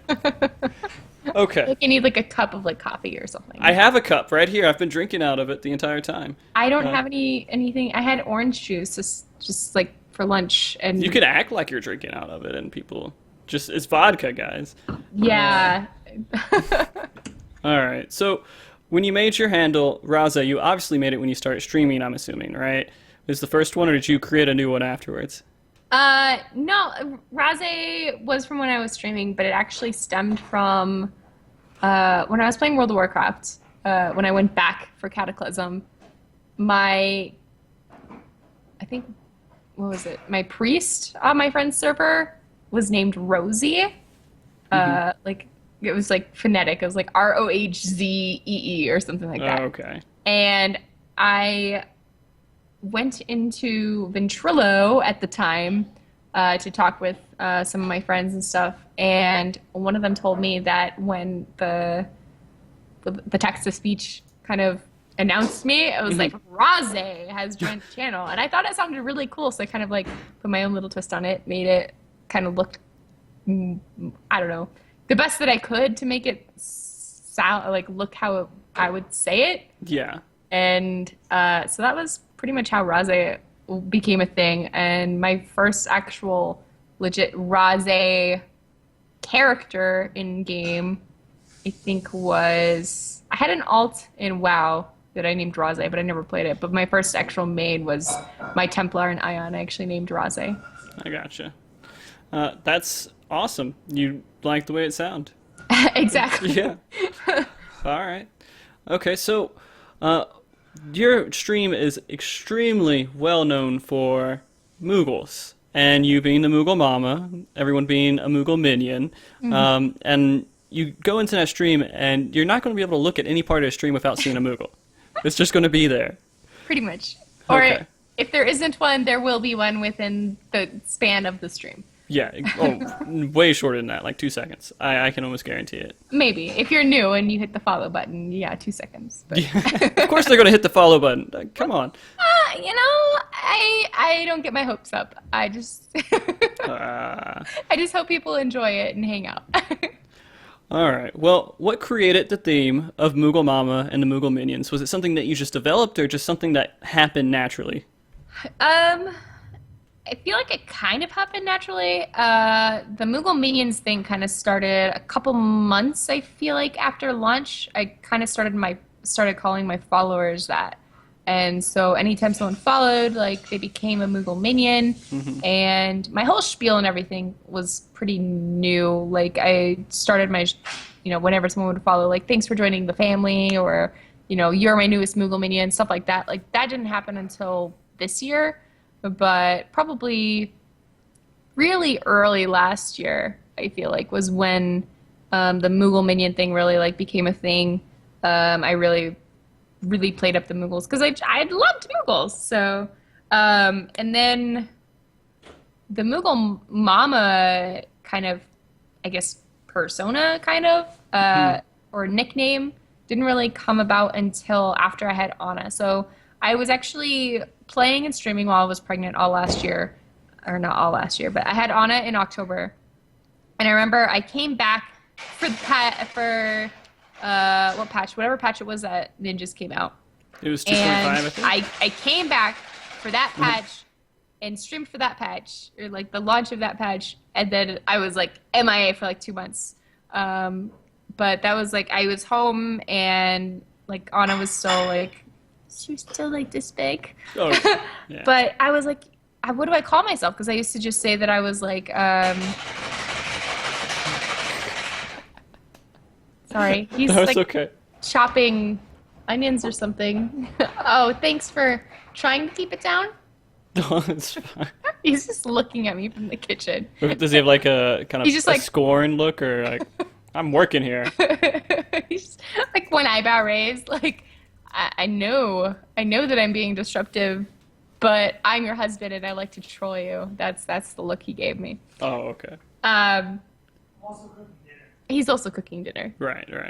I forgot what I called myself before that, but I think I used to just say like Rahhzay, and then like the picture that you had previously, like Rahhzay, gamer streamer, and Moogle Mama, I think is what it has on it. can go I back used to to it. have gamer streamer and mommy to be, And I was like, well, what am I now? Like, and one of my viewers was like, you're the Moogle Mama. And it kind of stuck and I embraced it. And Yeah. it's just become like my thing. And it really makes sense because I'm just like, I was kind of already kind of motherly, but it just kind of like went full blown. And it's kind of funny because I'm only 26 going on 27. Yeah. It's like, I feel like I mother like everybody. You mother everything. I do. I'm like always like trying to make sure everyone's taking care of themselves. Everybody's good. He is being really loud right now. I'm really sorry. It's not so bad. It's not bad. I can still hear you perfectly fine. It's all right. Okay, good. Yeah. I know my mic is sometimes really sensitive. So. Yeah. I mean, I'm looking at getting a dynamic mic just because I kind of have that issue too with like getting lots of background noise. I mean, but it is what it is, you know. Yeah. Get a good mic and it's going to do it. Razer fangirl. I couldn't do Razer after I got a keyboard from them, and it was just like, I don't know, it crapped out on me after like maybe a month. Yeah, I understand. I'm sure that's one of the ones that I might have had that same version. I don't know. Black Widow Chroma is what I Yep. have. Yep, I think it was Black Widow. I love it. I had another one, and I gave it to Matt because I wanted shinies. Don't judge You me. wanted the colors, yeah. I wanted the colors, but he also had kind of a bad keyboard. So it's like, it's kind of how he upgrades himself. He gets me something, and then He just takes yours secondhand. So like when I got my 980, he was like, "I'm taking your 770 and I'm crossfiring." So, Wow. or SLI, I guess rather. But As long as he had the same one, that should work out perfectly fine. right, Yeah. exactly. He did. It worked out very well. All right. Okay, so another thing your stream is really known for, and we talked about this a couple times so far, is that your stream is very family friendly. Now, I have assumptions of why that's family friendly, but could you tell everyone here why you've turned your stream into a family friendly kind of central? It's probably the reasons that everybody's guessed by now. I've brought her up several times is because of my daughter Anna. When I was pregnant, I started really realizing just how much I swear, and it was a lot. And so little Vegeta, who I know is probably here in the chat, he's my master mod. He was there when I did the transition, and there were a couple people in chat that were there for the transition, and it was a struggle. It was really hard, and that's kind of why Kupo kind of came to be. Was I needed something to kind of like be able to still express my frustrations without having to use a swear word. So I needed a substitute. Yeah. And, so Kupo just became the thing just because we were, Moogle themed. I had my Moogle minions and everything. I wasn't Moogle Mama yet, but since everything was really Moogle related, I decided Kupo made the most sense. And, they say it a lot, and I thought it was really funny.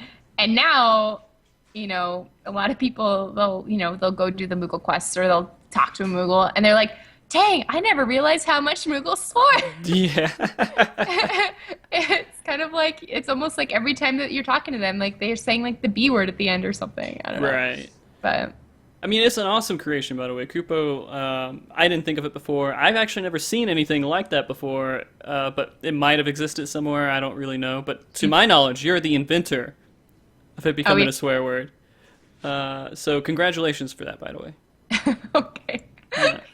Because it's really awesome. I can't I wonder what express Square it enough. Enix thinks about that. I would love to know, but I'm also scared. They're probably like really upset that I like really just mess with the word. Yeah, they turn Moogles into maybe a little bit. Yeah. Yeah, they're probably fine with it. I'm sure that they actually got a chuckle out of it too. Maybe. Maybe Yoshi P has you on like a dartboard or something. I don't know. I don't know. Bayone's been in my channel a couple times, and I know I don't think he didn't say anything to kind of indicate that he was upset by it. But it's he's not a developer either. He's community. Yeah. Yeah. So all right. Well, I'm actually curious with your stream being family friendly. And you were talking kind of that transition was really tough. Would you say that was your biggest challenge to keeping it family friendly, or are there other things that were pretty big roadblocks or speed bumps, I guess, in that whole process? Over the years, maybe you're just like a good Okay. example. Well, the transition was really hard. That actually took several weeks to like legitimately be like no swear words. Yeah. And Matt was trying to cut down too. Probably my biggest challenge right now for keeping my stream family friendly is my husband because he's reverted back to swearing every once in a while. But so I have to, people will see me on stream, and regardless of whether they hear him or not, they'll see me like turn to him and be like, Kupo! Or if he's in the other room, I'll like yell it across the house or whatever. Yeah. But so that's one challenge. The other is people trying to test their boundaries in chat. Not only am I family friendly when I'm speaking, obviously on stream, but we do keep a family friendly chat as well. Yeah. So if you've gotten yelled at by Nightbot, it's because obviously we have a lot of things for him to time you out for in terms of words and give you a nice little warning, like, hey, we're family friendly. Let's keep the language to a minimum. Mm-hmm. We do count the D word as a swear word. Okay. And Dog? so what's that? Dog? Yeah. Yeah, dog. No. Yeah, I gotcha. Dang. Dang? No. Does dang count? What beavers build? Yeah. We consider that a swear word in my channel, and a lot of people get tripped up by that. I get a lot of people trying to challenge that too. Mm-hmm. They get upset, like, that's not a swear word. They're like, you could say it on TV. I'm like, okay, but are you going to sit here and say that word to a 2-year-old? Like, that's kind of, how I kind of try and justify which words. It's kind of one of those, like, borderline words, and, my regulars get it. They get caught in in the Nightbot net every once in a while because they'll just have a bad day or they came from, a stream that swears a lot or whatever, and so they'll come into my stream and like, oh yeah, wait, I forgot.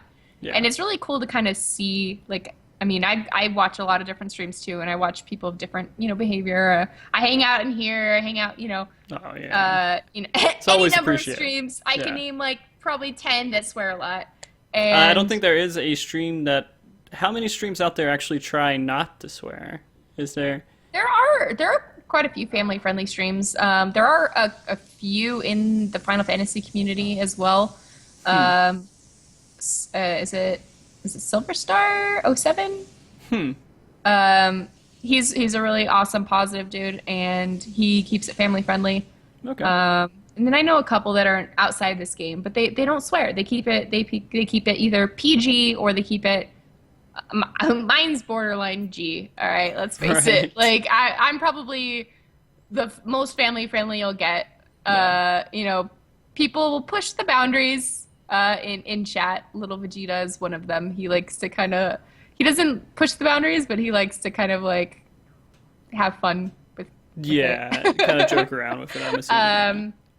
Hubby sometimes does it too. I had to purge him yesterday or the day before for something he said, and he was just like, "Why did I get purged?" I'm like, "Come on now. We have a family-friendly stream. You know this.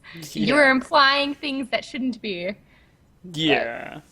All right. Well, I mean, I'm gonna call you out lots, little. Sorry. Oh, I mean, he'll get lots of. You should do your own streaming thing now, little Vegeta, and it'd be kind of like opposite. He streams every Rahhzay. once in a while, Yeah. and he is the opposite. Yeah, complete opposite. Nice. Okay. Have you? Sorry. Go ahead. Go ahead. I was Oh. just reading what Buddy said. It was like little as an angel.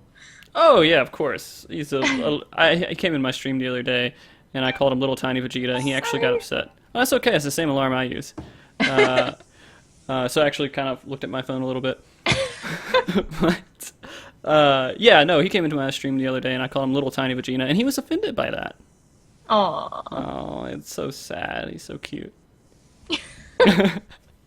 All right, well, let's move on. Okay, have you ever had that urge? You're just sitting in there, and you're like, man, I've been doing this for a while. I'm just so tired of being family friendly. I just want to turn it off and just stop doing it completely and start just getting back to my roots of being a horrible sailor, swearing up and down. I've never wanted to actually get rid of it. I do like that, we keep it clean and classy in my channel. We've always kept it classy, but now we're like clean, right? Yeah.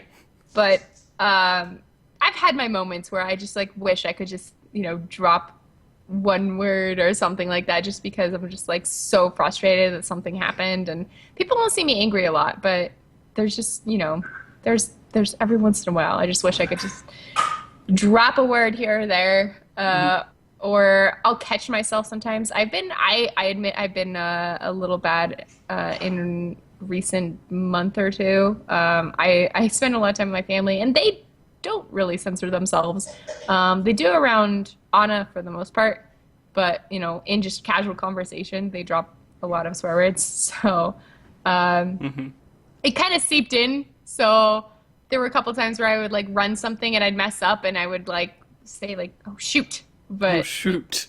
"Oh Kupo," Yeah. and I'd catch myself, or people would catch me. So I'm like, "Free shards for all of you because I messed up. I'm sorry. Oh, I need to fix that." Yeah. So. I mean, swearing in itself is kind of one of those things that I've always considered just a weapon of choice of showing frustration. There's not a lot of harm to it, but when you talk about children and going into these different atmospheres where there's meanings behind these words, and they can go up and look these things up, and as a parent, I can see that being more like, I do not want my kid to know what, a Kupo means. Yeah. Maybe in the future you're going to have to say, you can't say Kupo. I know what you're trying to say, no Kupo.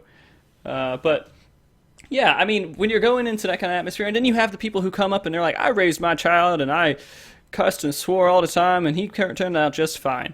I get that a lot. But they're not the parent of your child. Exactly. I get people who have come in and have been like, well, you should just, teach your children that, this kind of, they just don't say that language or what it means or whatever. And so that, like, there's no problem swearing in front of a child or whatever. I'm like, I disagree. I'm like, I'd rather, yes, I know that they're going to, learn these words regardless of whether it's, with me or if it's going to be, in, school or whatever. They're going to learn it. They're going to hear it. It's unavoidable. But I don't want it to be something that they hear from me and I'm saying it a lot and they inherently think it's okay. You know what I mean? They're like, well, you're making a bigger deal out of it than it needs to be. And I'm like, it's out of respect. I'm like, I've got people, like legitimately people of all ages that actually watch the stream. And I have people who are parents that, come in, they're like, I think it's so great that you're putting on this type of stream, the quality, the family friendliness. Like I can sit down and watch you and not have to wear my headset with my, my kids around. Oh, my kids love watching you too. They get a kick out of watching you and they have a lot of fun. You've helped, my favorite is like, you've helped my family stop swearing. My kids used to swear up a storm and they thought that Kupo was the funniest thing ever. And they've been saying Kupo ever since. And I was like, I'm glad that I helped you. It's wonderful. Kind of clean up, your kids' act. And it's kind of fun to hear little stories like that. And so like, that's another thing that kind of like keeps me wanting to continue the family friendliness and not, necessarily, I don't think I ever want to revert to how I was entirely, but like going PG maybe sometime in the future might be a thing, but maybe as your child grows. Maybe as she grows, but I don't think we'll ever get to the point where we're actually going to like straight up swear all the time or whatever. Right. Like I'm over that. Yeah. I mean, it's your stream. And this is with anything. I mean, you have complete control of your stream. If you enjoy doing it that way, you Kupo do whatever the Kupo you want to do. Exactly. I tell those people who sit here and they, give me a hard time about the way I want to run my stream. I'm like, it's mine. Like if you're not enjoying, the quality of the stream, you don't want to, if you want to go swear up a storm, there's plenty of other channels for that. That's fine. Yeah. I am not going to be upset. Like I would rather you go and support someone else in the community, have a good time, support them. That's fine. I will be here doing my thing. If you decide you want to come back, great. We'll have you. Just watch your language. Yeah. All Keep right. it clean. Yeah, keep it clean, guys. Keep it clean. Squeaky in more than clean. one way. Not just swearing, but Go wash yourself. but also innuendos. Right. That's always fun to try and stop too. Oh, that's almost impossible. But Sometimes. you do a good job. I think Uh, you do a good job with I it. try. Okay, so do you find, going back to kind of just general streaming, there's a lot of streams out there. Like you said, Final Fantasy XIV is a smaller community for streaming. If you go out to LoL, there's so many people out there streaming that, and you can get lots of viewer base on it. do you find streaming MMOs is any more difficult than streaming like a MOBA or something else that's always on top of the Twitch list? I feel like it can be more difficult in that it feels like you have a little more downtime sometimes. For a MOBA, I feel like, whenever you're in a match, you could be talking about whatever's going on in the match, right? Mm-hmm. Or you can, be talking with your chat or whatever, as long as you're paying attention to what's going on. MMOs, like, okay, I've capped esoterics. Or I have to go cap esoterics. Let me go run a dungeon. I'll talk to chat while I'm doing a dungeon. I mean, the good thing is, I feel like I can chat a little more with my, my viewers and everything in an MMO. MOBA, depending, I'm, who am I kidding? I talk to my chat no matter what. But the only thing in an MMO where I can't really talk to chat very much is during raiding, is because people tend to die. Yeah. If I'm paying attention to chat too much. So I'll try and if it's a phase that we've got down pat or whatever, or a fight that we have down pat, yeah, I'll pay attention to chat a little more as long as I know what I'm doing. Oh, this is coming up. All right, I got to cast Sucker or whatever. But other than that, if it's something we're still doing progression, I'm probably not going to interact with chat very much. So that kind of makes it difficult because I really value that. That's what I really like in streaming, is that I can have that interaction. And so raid days, as much as I love them, they're also kind of bad in terms of streaming, because I don't get to do what I love to do other than in game.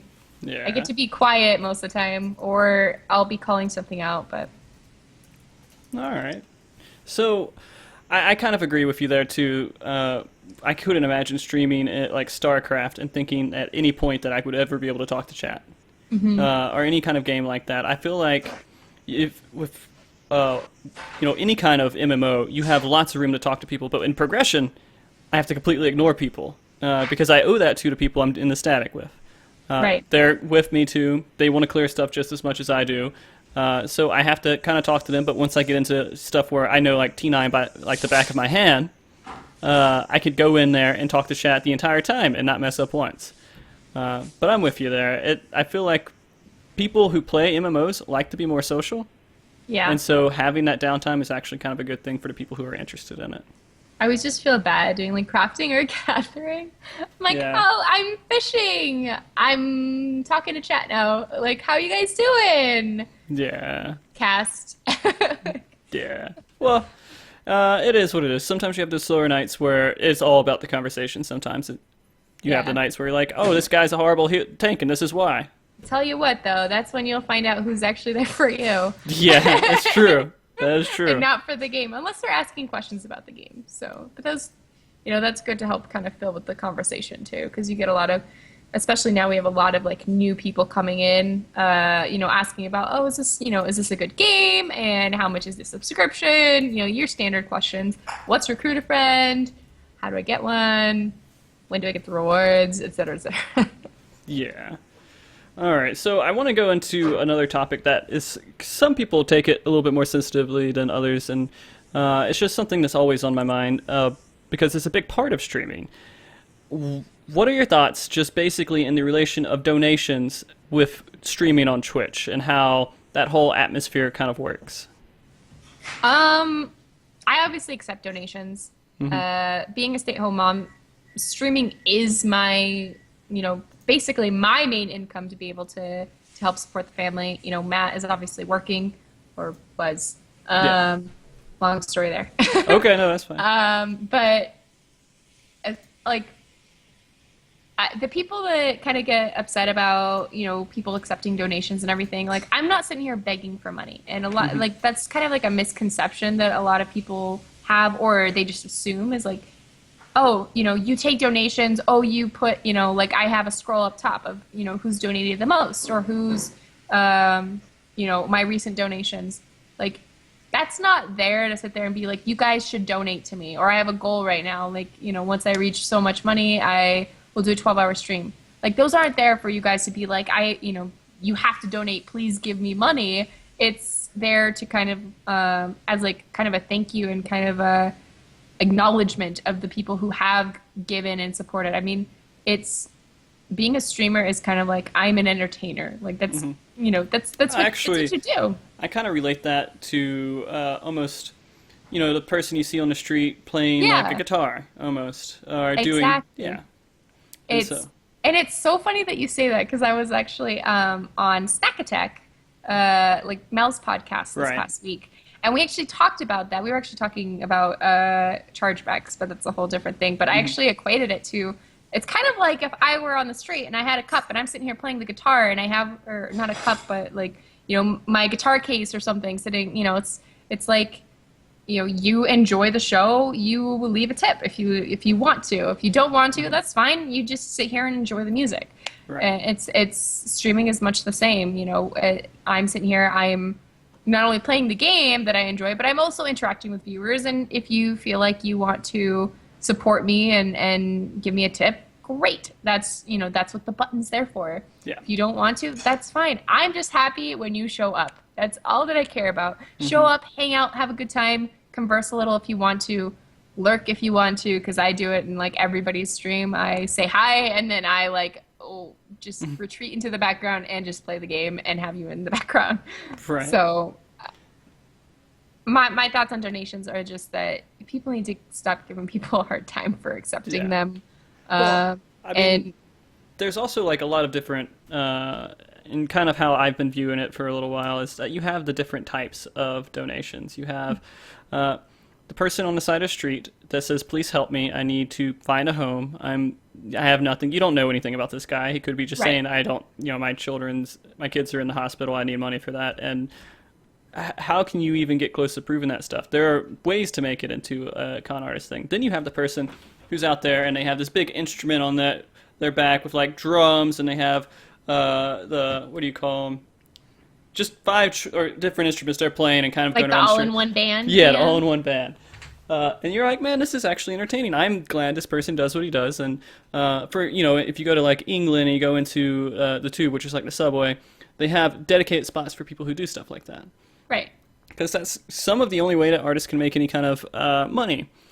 Then you have the person who, but instead you have people on the side of the street that says, hey, I need a new tattoo. Please donate this money so I can go get a new tattoo. And so there's a whole crazy dynamic about it. I could probably speak maybe 24 hours straight on that, but I won't because I feel like we'd go into it too much, and I don't want to go too much off on a tangent. But that kind of goes a little bit into the next question I have too, is when you start turning being a streamer into a career, one of your goals is, hey, I want to be partnered now. I want to start getting subs. I want to start having a monthly revenue, something I can give back to people. And of course, half of that goes to Twitch, half of that goes to you. And you feel, I don't know how you feel when you get partnered. I'm just assuming things when you get partnered and how you feel. It was jumping up and down and maybe a couple tears. Yeah. It's like, I finally made it. I'm doing, this is now considered a profession for me, right? Or sort of? Kind of. I mean, it's like a, it's like a side job. Yeah. Like anyone who just gets partnered, I would tell you, keep your day job. Like it's not going to be a lot of money, unless you've got like a huge stream and you're playing ads regularly and you've got like hundreds upon hundreds of subs, you're not going to be making like enough to pay your bills. All right. You keep your day job. But like in terms of getting partnered, like that is one question I got a lot when I first got partnered. I get it every once in a while, how do you get partnered, etc. It's just hard work, dedication, just keep up,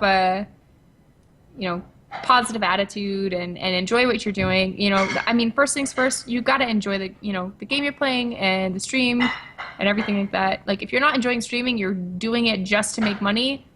That's probably the worst idea. You're probably, I hear a lot of people, they want to start streaming so that they can make money. I'm like, no, like you're not going to make money for a really long time. Like, I don't think I got my first donation for at least probably close to a year after I streamed, maybe even longer. Like it was a long time before I got my first donation. And it wasn't something I was looking to do. I didn't even, I didn't accept donations in the very beginning either. But after a little bit, I probably had my donation button up for a little while before I actually got my first donation. Right. And I mean, it's going into streaming. My intention was never to just make money. It was always just to, I enjoy what I'm doing. I want to share it with other people. I enjoy talking to other people. So it just kind of like stemmed from that. And it's really hard to advise other people what to do in terms of how to get partnered because their criteria change so much. What they're looking for this month might differ from what they were looking for the next month. So Yeah. someone might have the same exact quality or type stream that I have, and they have like the same followers and everything, but it could just be how I worded my application. Like treat your application professionally, but there's viewership, whatever game you're playing, and a lot of it is how you pretty much write your application. Yeah. And if they see, the potential, like Twitch is a business, if they are looking to make money off of you. Yeah. So if they don't feel like, you're a good investment, then they're not going to partner you yet. Keep working at it. A lot of people give up right away. It's like, keep working at it, keep streaming because you enjoy it, and it will come eventually. It will come with time. Okay. What do you think about the people who are kind of taking some shortcuts to get to that point, and they say, hey, I know this is fishy and whatever, but maybe I'll go get a view bot or something to kind of help me get to that point. The sad thing is that, people get away with that stuff all the time, but when they're looking into you, they look into you. They don't just say... They know. Like, Yeah. if you use a view bot or you use, you buy followers or whatever, they know. They can see that stuff. They can tell what is legit and what isn't. They have turned down several people. They probably turn down people every day.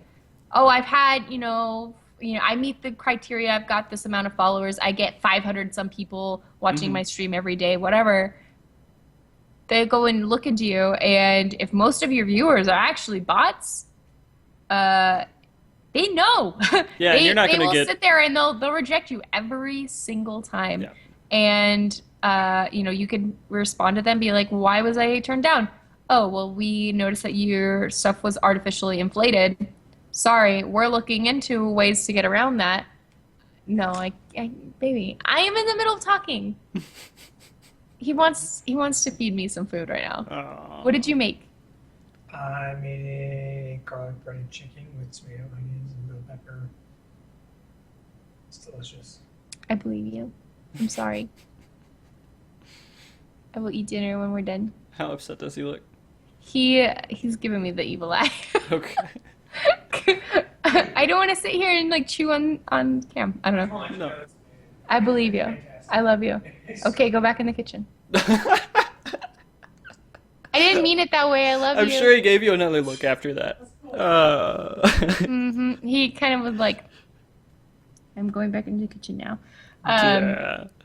Okay, But yeah, so they know when you like buy viewers and everything like that. So do it the legit way, guys. It takes time. It takes a long time, but you'll get there. If you have a quality stream, people will come, they will stay, etc. All right. So another question is, if someone's looking... Well, let me ask you this one last question before we get to that one, because the question I was going to ask is more of like a last question of this segment. Okay. Do you ever... you play other games, like you play Papers, Please. Do you ever stream any of these other games, or is it just... I do sometimes. I didn't stream Papers, Please. That was kind of just like a off-stream type thing, like downtime. I'm super tired and I'm just gonna do this. Yeah. But I do stream other games from time to time. I think I streamed Kingdom Hearts last week. 1.5 HD Remix. I'm planning to go through like the entire series before Kingdom Hearts 3 comes out. Of course. Because I didn't beat any of them, even though it's my favorite RPG. I beat the first one, got into the second one, and I don't know what stopped me, but got distracted and never went back. My brother, I got to like the second to last world, and my brother deleted my save file. Oh, that's the So worst. my brother deleted my save file, Did you and delete your brother? What? Did you delete your brother? I wish. I yelled at him, and my mom obviously got involved and was like, "What happened?" I was like, "He deleted my memory card." And she's like, "Don't you have like three?" I had one. And so I got really upset. So I tried to restart it and I just couldn't because I'm one of those that likes to explore every nook and cranny. And it was just like the amount of time. I was like, all those hours. It was like an entire summer's worth of work just gone. I know those feelings. It was just, and the second one I think came out when I was in college or was like the end of high school or something. So I got really busy and I never got to finish it.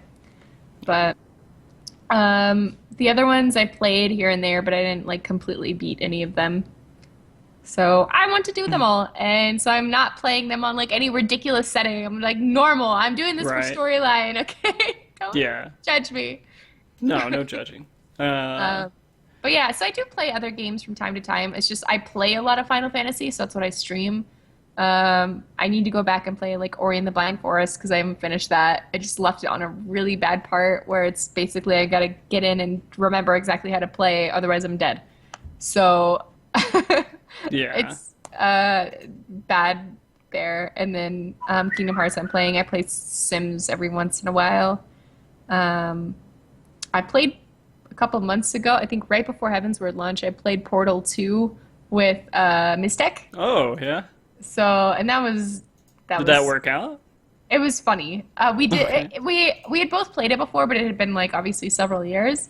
So it was kind of like relearning what to do for each of the puzzles, and we were pretty much killing each other the whole time. But it was a lot of fun. I saved that broadcast. I'm still planning on making basically a montage of us killing each other, but I haven't gotten around to it like everything else. Okay, so the final question with streaming, at least with just general streaming questions, what would you recommend to anyone who's actually looking to create their own environment? Like you've created a family-friendly stream, you have your own thing going on, and they say they have their own concept that they want to try to bring to Twitch and make it something that they're known for in the community. What would you recommend for them to make sure that happens? It's kind of hard. Like, it's a really hard question because while I say, keep at it, you can't always force things on like the viewership either, on your viewers. Like sometimes they're just not going to be receptive to whatever idea maybe you have. Like maybe, you've got some weird name for whatever you want to call your raids, which are basically, when you send your viewers to another stream. Right. And if they're not receptive to it, not enjoy, don't like the name, they're not going to like spam whatever it is you want them to spam, then it's obviously not working, right? Right. So it's kind of like you got to be flexible in the same way that you still need to be kind of stick with it. Keep trying it, and if no one really is picking up on it and not not receptive to it, try something different. Vary it a little bit, or maybe get feedback from them. I mean, they'd be happy to kind of help you brainstorm, what to do too. So, like I forget how I even called it Moogle Marches because that's what my grades are. Yeah. I think that was the thing that came before Moogle Minions, but I don't remember how it. I think it was just because I was just going with the alliteration, and it just turned into a thing. No, that's awesome. I mean, when you look at Moogles and you think about them marching, you're done, right? What It's else? awesome, right? Yeah. What else could you really bring to the table with that? So, just honestly, just stick with it, and if people really enjoy you and enjoy your stream and enjoy your attitude, they'll stick around and they'll help reinforce that sort of brand that you're trying to build. So, All right. So let's take a moment here, kind of breathe and kind of reflect so far. how are you doing so far with time and everything else? We're about halfway through. Halfway? No. It's looking like with the Zero. questions at least. What's that? Yeah. Yeah. No, I'm doing all right. Okay. Well, let's hit a few. Hubby might start giving me the evil eye, like, why aren't you eating my food? But it's all good. Yeah. I'm sure it tastes wonderful microwaved as well. Don't tell him I said that, but just yeah. Tell him that. No. Okay.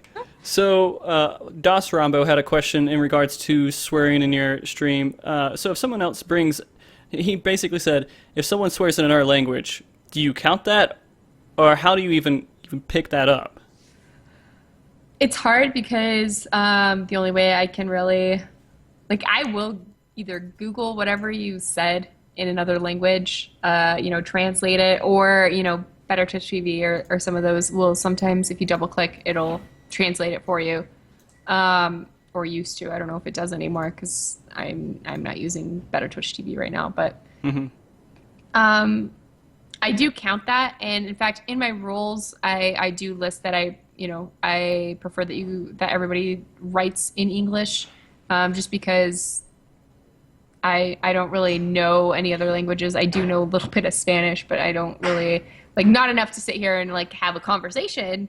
But I can read what you say in Spanish and know exactly what you're talking about. But for the ease of myself and my mods, I prefer that chat is kept in English, and that way I also know if you're being appropriate or not. I do get a lot of people coming in other languages, or writing in other languages something inappropriate, and they get timed out like everybody else. If you're going against the rules, you're gonna get hit. Yeah, I mean, you pretty much have to have a mod who sits there with Google Translate on the side. Yeah, and it's hard because two of my main mods are in my raid group, so sometimes I don't catch everything, and none of us catch everything. So that's where it gets a little tricky. It's I kind of in between pools, I'll Google really quick what somebody said, oh, timed out. It's really funny being in TeamSpeak with them, and they all get upset over who timed out first. They're like, oh, I wanted to get that guy. I had the button. Yeah. It just turns into a competition for them. I'm like, oh, sorry. I was there, and I figured you were getting your chakras ready. Yeah. Little.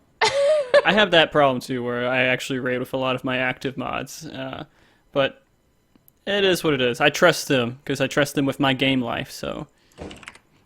The other question is from Scorpio1401, which is just kind of a money question about donations. He was saying, do taxes differ from calling something donations and then calling them tips? Well, okay, so technically they're not supposed to be called donations, because we are not nonprofits, right? Right. They're actually technically supposed to be deemed tips. I was actually, it's funny that this was brought up, as I was thinking of rebranding and rewriting a lot of my quote-unquote donation stuff and turning it into pretty much tips, like tip jar and all that stuff, because just to kind of get away from the donations thing, because there is that stigma oh, donations, I don't have to pay taxes. No, we're not nonprofit. We're not, you have to be certified for all that stuff. You have to prove that stuff in order to actually accept donations. So they're actually technically tips, and you do have to pay taxes on those. And so be ready. Yeah, don't try to get away with that at the end of the year. Yeah, that's a pain to deal with. Yeah. I haven't had to deal with that too at all, because I haven't even been streaming a year now. I've only been streaming 8 months. It's nothing. I'm like a baby. Okay. Moogle baby. All right. So, Mint Addict 13. She's very addicted to mints, by the way. Yes. Yes. And she used to pop Altoids like crack back in the day. I loved Altoids. I loved the cinnamon ones. Oh no, cinnamon's no good. You gotta get I don't think it was mint. There's something else. I didn't like those. Yeah. Whatever one you're gonna say. It was not good. The orange ones. Citrus. Okay, those were okay. Okay. All right. So she was asking, how do you feel about giveaways? Are they necessary or common courtesy? I'm guessing what she means is Or do you think you have to have them to bring people into the stream, or is it something you just say, hey, I'm doing this because I want to give back to people? There are some people who feel like they have to do them. I don't think that they're ever necessary, and if you do too many of them, they become expected of your stream. I know a lot of people. I did know a couple streamers that literally it felt like every time I went to their stream, there was giveaways going on, and I don't like that. I prefer to. I do giveaways, but I do it for like hitting milestones. Or every once in a while I'll do like a surprise giveaway where I don't really hype it up at all. It's just kind of like to give to the people that are, in my channel already, and like, my viewers that are, regulars and everything, and really give them a solid chance of, winning whatever it is I have to give away. Usually either a copy of the game or a game time card or something like that. But I don't feel like they're ever necessary, but I mean, it's really up to the streamer whether or not they actually want to do them. Like, you could go your entire career and never do a giveaway and totally be fine. And I don't really like it being called like common courtesy either. Right. I feel like no one should really like expect a giveaway to happen. Right. You know what I mean? Like, it should just be like, oh, sweet, like, Rahhzay's doing a giveaway today? Awesome! Cool. Like, it's never like, hey, when's your next giveaway? Yeah. Like, it's like, I don't know, 400 followers from now. Like, it doesn't really matter. Just come and hang out, and you'll eventually, you'll be here on the day. Like, for like milestone giveaways, I usually try and like hype it up, and I'll, I'll announce it on Twitter, like, hey, I'm gonna do it on, such and such day, so I give enough of my, my following enough time to actually be able to show up and try to plan to be there if they really want whatever the prize is. So yeah, I mean, I kind of have this sentiment about it, and maybe you can even advise me a little bit on it. The giveaway there's a lot of weird stigma behind it about certain people going in, and that's all they do is try to get people by doing giveaways. I'm going to do a $5 minion giveaway or something similar to that every single day to bring people in for it. I, on the other hand, want people to stay in my stream because I want to be in your stream. I want to see what's going on.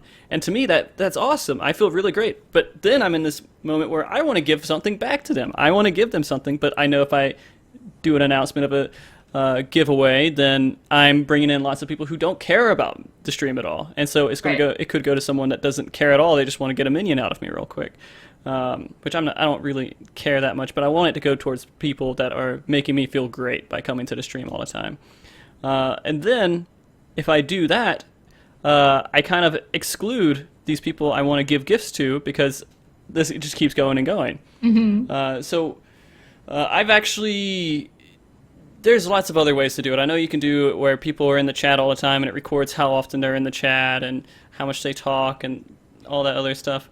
My whole mindset right now is creating, and this whole minor self-promotion. I'm sorry, this is not meant for self-promotion, it's just more to talk about it. But creating the Patreon thing where they can come and be part of that whole, all the people who come into my stream, they can be part of this community. And then everyone that's in there, I will announce to them, hey, I'm doing a giveaway this day. You guys, if you can make it, that's great. I want to make sure they can make it for that too, and if they can't, then maybe they still go in a hat or something. That I do the drawing for, or however I do the drawing. And so that's the only way that I found it that I'm like, this is probably the way that I'm going to get to reward people who I really, really, really appreciate. Do I sound like a crazy person right now? Or? No, I mean, like, you're just a lot more intentional in how you do your giveaways and like who you let know. And I think that's great. I do see in the chat here that Mint was kind of clarifying a little bit more of her question. Do I feel obligated, or should it be expected that if you receive so many donations that you give back and do giveaways? And there are some streamers that I do know that do this. Every so much donated, they'll give away a minion, or they'll give away a Sleipnir mount or whatever. And I think that's great, and I mean, it's definitely a way to get people to donate, possibly, if they want to help go towards that goal. I've kind of thought about the idea of doing that, and I've gone against it just because right now, I mean, this is my only source of income, and it feels like most of the tips that I do get kind of need to go towards like, my bills and baby food and diapers and all that stuff. But I mean, also in maintaining my computer and like small upgrades that I need for that. And yeah, I do set aside, a good chunk for, if I'm going to do a giveaway or something, I'll make sure, okay, I've got enough to do, X amount of things on the day that I want to do a giveaway. But I don't feel like it should be expected that if, this person has received $500 today, they could at least give me something for it. Like, I don't feel like that should be, that I feel like you should, if you're going to tip somebody, don't go tipping someone expecting something in return. Like, you're tipping it because you should be tipping them because you find them entertaining, you want to support them. Yeah. And so that's my view on that. Yeah, that's great. That's wonderful. All right, so we're going to get back to some of these questions a little bit later. Huh? Same thing about going to a restaurant. Yeah. he wants to get us 2 cents in. I got you. It's like same thing as like going to a restaurant. Right, exactly. Good service and you can give a tip, right? Bad service, don't give a tip at all. Just yeah, but they need to get. I served tables for 4 years, so I know very much about. I managed and served tables for 4 years in a restaurant, so I'm very familiar with that. And we'll get into that later. That's a different subject. I feel like we're going to go too much off on a tangent here, so I'm going to try to pull it back in. And we'll get back to some of these other questions you guys have that you guys had a few questions that are actually related to some of the sections I'm going into now. And so that's when I'll bring them up is after this next section here. And the next one, I kind of want to talk to when you stream and you play an MMO that lots of people can play and come and talk to you all the time, you have lots of interaction between people coming to your stream and then coming to your game. And so you have this whole atmosphere to where you're kind of an interaction between both worlds. And I feel like that's kind of interesting to even talk about that whole dynamic. You actually have a place where your Moogle minions can go, right? You have an FC for it. So what inspired that? I'm guessing it's more of just, I'll let you answer that. Go ahead. Sorry. Well, it started off with a link shell, and it was very active when I made it, and I just was constantly full for a little while. It took a long time to kind of fill up, and then it was just like always full, and I would I would delete a couple people who I know haven't logged in for a long period of time, or that deleted their character, or they left of their own accord for whatever reason, and it was just constantly full, and it's only 218 people or something. Square Enix, please, Come on. Triple the size of link shells. Right. So in response to that, I was kind of, in all the FCs that I was in, I wasn't very talkative. I wasn't really interacting with people. I would maybe get on TeamSpeak every once in a while, but I was like, you know what?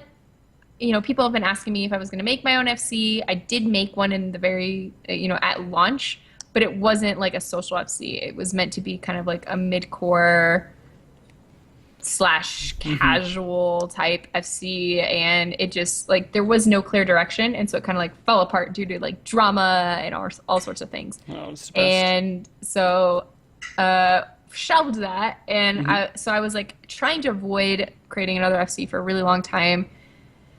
And finally, probably April, I think, either March or April, I decided, okay, fine, you know what, I'll just make it.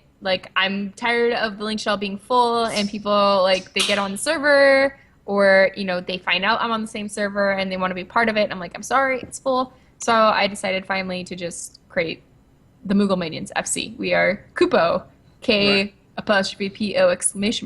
Because you can't use an asterisk in your tag. Right. And it's been great. I mean, the people who kind of stepped up to leadership roles pretty much did it naturally. They kind of help manage the FC. I barely do anything. It's really funny getting people who whisper me or tell me, they're like, wow, you have a great FC, good job, Roz. I'm like, it's not me, it's all you guys. And I think it's just because the community that I have in Twitch is just kind of natively, they've inherently just kind of transferred that same positive attitude into the FC, and everyone's really talkative. Like, it's always active. Like, there's usually always, people talking and conversing and, helping each other out. And that's what I absolutely love about both the Link Shell did that and the FC. The Link Shell's a little more dead now. It's kind of just turned into like a, hey, I need people for blah, blah, blah. Anybody want to go? And people that are still in that Link Shell kind of chime in, or if people have help or need help or something like that. So it's not as active as it used to be, but the free company is alive and thriving, and we're social and everything. And I try to emphasize that so that people aren't like, oh, so can I join blah, blah, blah raid group? And I'm like, if you want to join a raid group, you got to, either create it yourself or find other people who want to be a part of it. But I am not about to go and make groups for you or anything. Like, this is social, and anything outside of that, up to you guys. You do it. Would you say that's kind of what makes it kind of easy to run, or easier? I'm not saying easy to run, but easier to run is just saying, hey, this is just for fun. Social is for people to come here and talk. You guys can do your own things. I'm not going to try to organize, make statics for you and things like that. So does that make it easier to do both, running an FC and stream? It makes it a lot easier. I mean, people who are part of the FC know that I don't talk very much, especially when I'm streaming. Like, I just stop paying attention to in-game chat altogether half the time. Unless I get a whisper sometimes, like I'll respond because obviously I get a sound for that. But usually it's just kind of like glossed over. Like, I don't really know what's going on because I'm paying attention to like Twitch chat. Right. So if you want to talk to me, you're probably better off going to Twitch chat and trying to talk to me as opposed to being in the FC and trying to say something to me. Because I'll respond to you, and then I'll kind of like forget that I was talking in free company. It does make it a lot easier because, there's not a lot to do, right? It's just kind of like we all come on, we hang out, people, maybe ask for help or opinions or whatever, or chat. We have a TeamSpeak. But everyone's just really, really helpful and everything, and they kind of do a good job of managing themselves. There's not really a lot of work involved in running a social FC, and I think doing it that way helps me a lot with my stress, because you can ask my husband. I was getting really stressed out trying to run my old FC, and I was just like over it, and I'm like, I'm ready to just throw the reins over to you, and my husband is complete opposite of me. Like, I'm too nice, and I think that's my problem. That's why I can't run a good, rating FC or anything like that. I'm just too nice. I don't want to hurt people's feelings. I don't like to be mean. I don't, I have to have other people do it for me. So my husband, he's just like cut and dry. He's ex-military and everything. He'll be like, hey, you know what? You messed up. You're out. And I'm like, let's work through our problems. And, okay, what's your side of the story? What's your side of the story? And that's like, you're both out. I don't even care. Like, yeah. Oh, yeah. You got to be rough sometimes. And I never want to run an FC. Like, I dabbled with messing with it before. And not with an FC, but in other MMOs and everything. And it's just not something that I want to be responsible for. I currently... basically, I run the static I'm in right now, and that's enough work for me. I feel like anything else, I'm kind of going into this realm of insanity. Because if you run an FC, it takes work. And another thing is, like, when you have people, when you're talking about not being able to talk to people really too much in game when you're streaming, and that's kind of, when you're typing and you're talking to people in your FC chat and you're having an awesome discussion, you're the only ones having that discussion. Your entire stream is negated from that. Right. And so you kind of have to have this balance. Hey, I'm streaming now. People kind of they want to come and talk to me. So you kind of have to give them that whole mindset. It's the same reason why I don't like being in TeamSpeak very much when I'm streaming, is because I start paying attention. Like, I won't even be saying anything in TeamSpeak, but I'll start paying attention too much to what they're saying and listening to the conversation, even if it has nothing to do with me or whatever. They'll just be talking about, oh, I went and, I fell cleaved somebody for X amount in Seal Rock, but I'm still listening to what you're saying, and I'm no longer talking to my stream. So I have to either get out of TeamSpeak or turn it down or something in order to be able to focus on, the stream and my viewers and everything like that. And, and back to the being part of a social FC, it's taken a huge like burden off my shoulders to not care whether or not people like stay or go. And being part of a social SC, I pretty much tell them here's exactly what we're about. Here's what here's all the things I expect from you. If you, for whatever reason, want to go find another FC that's like hardcore raider or whatever, I'm not gonna get upset if you leave. Like, and people are like, I don't want to leave because I don't want to hurt your feelings. I'm sorry. I want to go and raid. I'm like, dude, that's fine. Like, we're gonna still be here. It's not like I hate you because you want to go and do something outside of the social aspect of this game. Like, go do what you gotta do. We'll be here if you ever want to come back. We're all still here if you want to whisper us. It's all good. All good, guys. You heard it here first. If you guys want to go ahead and leave the Moogle Minions. I am not going to get upset if you leave the Moogle Minions. That being said, don't all of you go leave now. That would be hard. You want to be in the Moogle Minions. Be a Moogle Minion. Matt says, don't you ever come back. Don't ever come back. If you leave, I don't know you anymore. Right? You leave, you're never allowed back. Yeah. I don't think I can even remember all the people who've like... We've had several people who've like left and returned more than once. Several times. They'll join one FC and then they'll come back and then they'll try out another one and they'll come back and... Yeah. And so, little Vegeta has left the free company. Oh no! Oh no! He'll be back. He'll be back. Yeah. Okay, so I've noticed, people who come into my stream every once in a while will say, "Hey, what server you're on?" And maybe they like the stream that I'm doing, and then they're like, "Hey, let me get on the server, and I'll come play with you and everything." Now, how often do you have people kind of come into your stream and say that stuff? And do you ever have people who are kind of upset because you don't interact with them enough after they come to your server? I do have that. I do have, we've had lots of people who have actually transferred to the server, not only just to play with us, just because they were, things weren't that great on their server or whatever. Like, I tell them up front, like, hey, if you're coming just to play with me, be forewarned, like, I probably won't get the chance to really play with you very much. I try to be upfront with people in that, so that they have realistic expectations of, what to expect when they come on the server. Like, hey, if you're looking for something that's more active, maybe you're on a low population server and you want something high pop. Great, come to Behemoth. Our party finder always has something in it, But if you're looking just to play with me, it's likely that you won't. I for the most part, especially lately, I either keep to myself or, I play with, the same group of people, a couple times a week.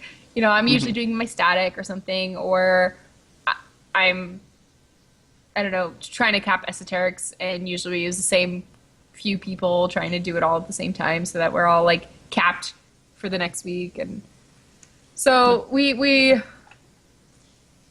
I keep to myself pretty much. Like, even when I'm not playing with like the same group of people, I pretty much am like, oh, I need to do my extreme roulette. And I've kind of gotten used to like forgetting to ask people in the FC if they want to do extreme roulette with me. Because how many WTFs or WT Coupos do you get after that? Yeah, no, people don't usually get upset about that. I don't think I've ever gotten anyone who's like come to the server and then gotten really mad that I didn't play with them or anything. I pretty much just I try to say it up front so that they don't, waste $18 in something that that may or may not happen.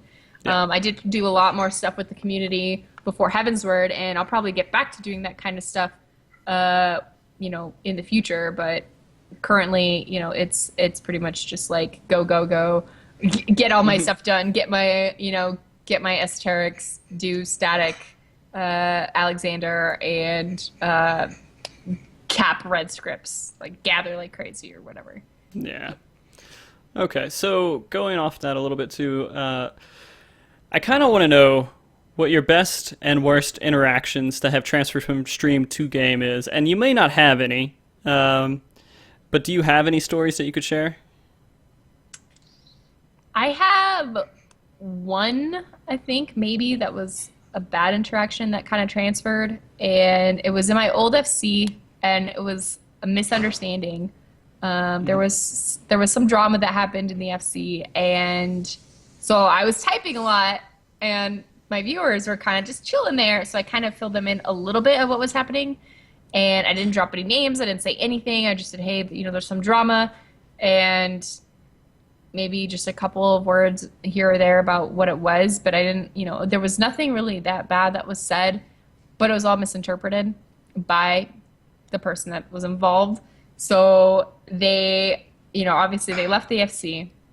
But they also pulled their support from the stream, and they were like, and I wish I hadn't donated to you and this and that, and you're an awful person. And I'm just like, this is a huge misunderstanding. And I gave him his money back, because I'm like, if you don't feel like, if you feel resentful for donating to me, and you don't, you're, you don't want to support me, I don't want your money, like, I don't want to sit here and, and he had donated probably like only a couple weeks before that. So, but it was just like the way that he had gotten upset and everything, that I was just kind of like, I'm really sorry that I hurt your feelings. I wasn't intentional. I didn't say anything, that was really, A, I didn't drop your name. B, I wasn't, disrespectful in any way. I was just kind of filling people in on the situation and what was going on, and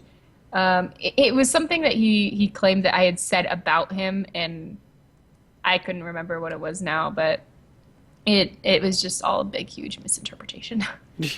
So that's like the only time I think that anything has ever been kind of crazy. Ever kind of gotten crazy that was in between, like that went from game to stream or vice versa. Yeah. But they didn't really have like an outrage in chat though, which was good. They took it to like private Twitch messaging. So. All right. Well, I mean, when you're playing the game, you're also playing a game with a whole bunch of people who don't know who you are. Lots of times. You're always in the game with playing lots of, like, when did you first start getting recognized by someone in the game? Probably like sometime either late last year or so. Was probably the first time like someone was like, "Oh, wait, are you the streamer Rahhzay?" It happens more now that like I'm the Moogle Mama, so they'll be like, "Oh, wait, are you the Moogle Mama?" Right. And so it's always kind of like weird to kind of like get that, and I'm not like Ms. Tech status over here where like she draws a crowd in Behemoth, but it's kind of funny every once in a while to get like people, I get whispers here and there like, "Oh, hey, I watch your stream all the time. I really enjoy you, and keep up the good work," kind of things. Like those are fun. Or like getting in a duty roulette or duty finder group and getting somebody who's who recognizes me, and they're like, wait, I want to take a picture. I'm like, oh, okay. Like it's awkward, but kind of fun at the same time. Yeah. By the way, guys, we don't get tired of that. If you want to say, hey, you're doing a good job, or compliment us in any way in the game, or say... compliment us in any way, I love to hear those kinds of things. I love to read those things, and I will respond to you if I'm at my computer. Yeah. It's kind of funny because it's kind of trickled down a little bit. So hubby sometimes gets noticed. They'll be like, "Wait, are you married to Moogle Mama?" So he'll get that every once in a while.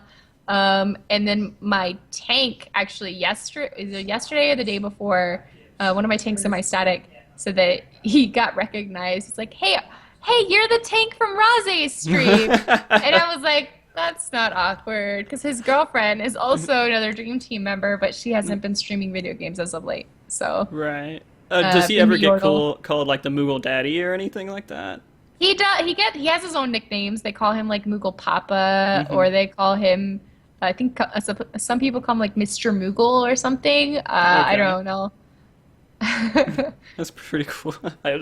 I'd be fine being called, someone come up to me and say, "Hey, you're Mr. Moogle." Mr. Moogle. I'm official Square Enix person now, pretty much. Okay, so also with those interactions, you've recently formed your own static. I mean, before you didn't have a static. Well, I don't mean you formed it, but you're in a static now. Right. You're part of a static. So how did that whole atmosphere get created? Did you have a whole bunch of people on stream? They're like, "Hey, I want to play with you. I'm really good at the game. Let's get a static going." Or is it just people you already knew and it worked out? It was a little mix of both. I was part of a static obviously before. I stopped raiding and stopped being part of a static right before Anna was born, just because I wanted I wanted my old static to be able to kind of replace me and not waste too much time having to catch someone else up. So that way, because I knew that I was going to be MIA for I don't know how long once Anna was born. I didn't know when I was going to have like a true schedule where I was going to be capable of actually raiding. So once Heaven's Word was getting ready to come out, I was like, okay, I really want to get back into raiding. Like before that, I was actually running stuff with like Sly and some of the GFY crew. They were kind of just like, hey, like Sly kept whispering me like, hey, we need a healer for whatever. Let's get you your turn 9 clear. I'm like, sweet, let's do it. Like, let's go get turn 9. So we finally got turn 9 after several days of trying, because we had several people that needed to clear it. Went on to, 10, 11, 12, 13 with the same people. I convinced little Vegeta to transfer from Excalibur. And so me and him were talking a lot about trying to get a static going and trying to figure out who was going to be a part of it. And we kind of like fell into someone else's static who was trying to form one. It was somebody that we had cleared turn 9 with. And it didn't work out, but we kind of kept the same general people. I brought Ezen in, who I used to raid with back in A Realm Reborn, back in my old FC before he left for like Diablo 3 and World of Warcraft for a bit and came back. And so I was like, Ezen, you're going to be our other tank and you're going to like it. And he was just like, nah, fine. So it just kind of like fell together. And then, obviously filling the little gaps here and there that were needed. And so we're working on our 8th, and then hopefully we'll be back. I gotcha. So I mean, even when you're streaming and you have lots of people watching you, you still have trouble sometimes keeping a static together. And like the 1 or 2 people when you're initially forming, it's not just like there's lots of people who watch my stream. I can have an instant group and I'm done. Right. I mean, it's not just just about being able to just be like, hey, viewers, like we need a blah, like who wants to join? It's like, it's got to make sure that there's like good group synergy and everything as well, and make sure that obviously like it fits, and hopefully they have a little bit of experience in theirs as well. But we can do it. Yeah. You weren't like, hey, all the warriors in the stream who want to join my static, get into arena and fight each other. The person who lives can be in my static. I could totally do that, but right. All right. So we were talking a little bit about it throughout the stream so far, how rating kind of has an impact on your stream, and vice versa. How has that whole dynamic worked out? Do you feel like you were able to kind of manage that from the get-go, where you got into rating and you were straightforward, you knew exactly what you had to do with the stream to make sure you stayed focused, or did that take a little bit of time? No, that took a little time. It's funny because like there were in Coil, it wasn't super bad until like Final Coil. Like I kind of figured out when I could talk and when I couldn't, but it didn't get so bad where I literally had to do nothing but pay attention to the fight until turn 13.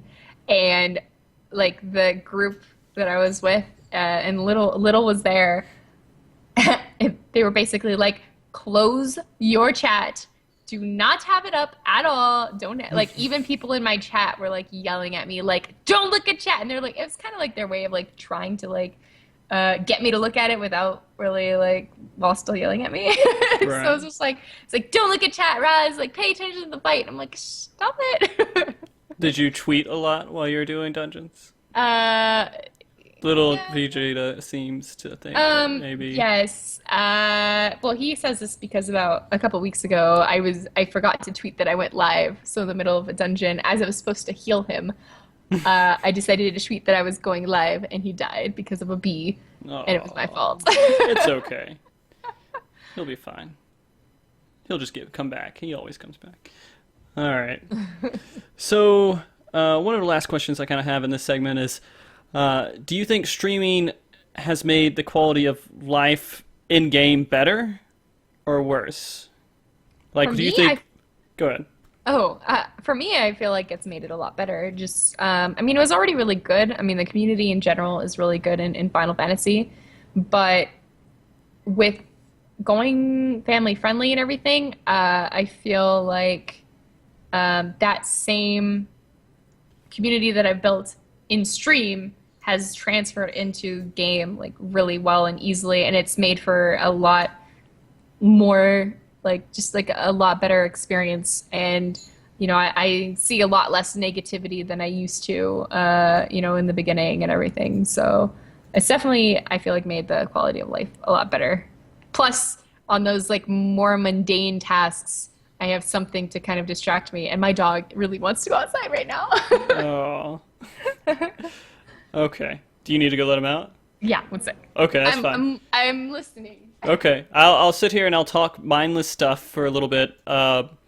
Guys, so far, you guys have seen a lot of Moogles on the screen. And we're done with that topic. We're going straight back into the conversation. All right. So Matt literally walked over as I went to go and let Asher out. But Oh, he's a hero. He's the hero He of our is. MogTalk right now, making sure it's all taken care of. So I have a couple of questions in regards to between game and streaming. Mogstorm, great name, tells us, or he said, tell us about your free company and kind of what it does to does it offer anything to new joiners? And we kind of went into that a little bit, but go ahead. Well, our free company is called the Moogle Minions. Kind of just obviously what my followers are called in my stream, in my chat. Obviously translated over to free company. For new players, I mean, it's not like you get anything for joining us. It's more just you get this really awesome sense of community. You get a really warm welcome from everybody. And you obviously get that experience buff. If you're a brand new player, we always have that running for people to level stuff. But other than that, I mean, it's just like a really cool place to hang out. So, if you ever need help or have questions, we have a lot of really receptive and helpful people. And we're always there for you. There you go. We won't hold your hand, and we won't sit here and be like, you're not always going to get somebody to run dungeons with you, but every once in a while, if people are done doing what they're doing and have some spare time, we do have a lot of people that do like to help. But I guess the big problem that a lot of people kind of take for granted is that because we are so helpful, they kind of almost expect us to always jump in whenever they need help with something, especially dungeon runs, etc. Hey, I need to clear, Sunken Temple of Karn. Can people join with me? Mm-hmm. And if they only get like one person, like we've had people that have gotten upset, and it's kind of like, hey, you shouldn't expect anything by being here other than the social aspect of the game. Mm-hmm. Like. Everyone's busy in their own lives, and they've got other goals and things to do, or maybe they just don't want to. Maybe but it's not like because you. they don't like you. It's like they've got their own thing going on. Okay, she believes it's not because they don't like you, but you guys always know, kind of in the back of your mind, maybe they really, really just don't like you. You're Maybe a little bit they too just awkward. Don't like you. Yeah. Okay. Maybe you are too needy. No, I'm kidding. Stop being needy, guys. All right, I missed one question earlier, but I'm going to come back to it because it doesn't really quite fit this segment. Adagio, you got to start organizing these things, man. I feel like I'm reading through like a book looking for like one line of relevant data. You gotta, come on. Is it him or the bot? It's both. He's a bot that is a really bad bot. Come on, Badagio, do a little bit better than that. Oh, man.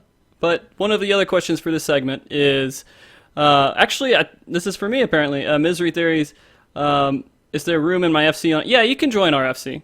Talk to Karor. We have an FC that is not a social. I guess it's kind of a social FC. It's our friend's FC. I don't want to run it at all, and he does a great job running it. And he's been very accepting of everyone. So if you want to join that FC, go ahead and Karor should be able to direct you in the right way to get that going. All right. So we're getting close. Are we almost there? We're almost there. I have 1, 2, 3, 4, 5, 6 more questions out from me, and then we have the machine gun round with all the other questions. All right. Okay. Right. So I'll take a second to breathe. Okay. The next segment is actually talking about, gaming and the family that lives with you that you game with. And a lot of people don't have that atmosphere. They kind of just play by themselves, or they play with their girlfriend, but they don't have a family that they kind of have to take care of and do what they really love to do, which is play video games and stream as well. We know most streamers don't have children. So how does streaming and playing Final Fantasy 14 affect your life? I guess both negatively, there we go, and positively while having a family. And these get a little bit more personal, guys. Sorry. It's all good. I know you're apologizing to them, but they might not. Yeah, I knew what to expect. Yeah, that's true. So, like, positively, it gives us something. It gives like my husband and I something to kind of like do together. Obviously, it gives me something to do in my downtime when my daughter is napping or sleeping or whatever. Something to kind of like kick back, relax, and do. Yeah. Negatively, it takes time, and it's, it's kind of like, it's hard when you really want to like spend more time gaming. Once you have a family, you can't be selfish, and it's like you want to, like, oh, I just want to cap my esoterics. Like right now, I only need one more dungeon. Ooh, it's getting to be food time. I gotta get that bottle ready. I gotta feed my daughter. I gotta hang out and play with her, and kind of make sure she's well taken care of. She's about to get up from a nap.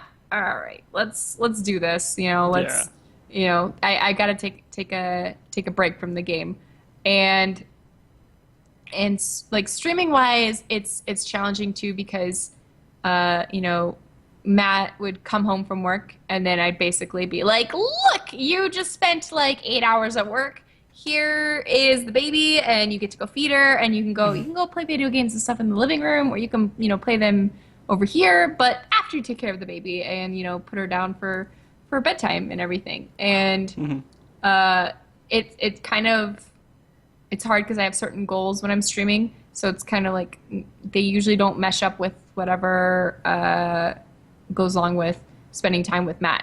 Sometimes, we usually have very different goals, or we're in very different places or levels in the game, so we don't really get to play as much together anymore. And since he was working so much, and because pretty much he was getting baby aggro, he actually has been contemplating stopping his subscription.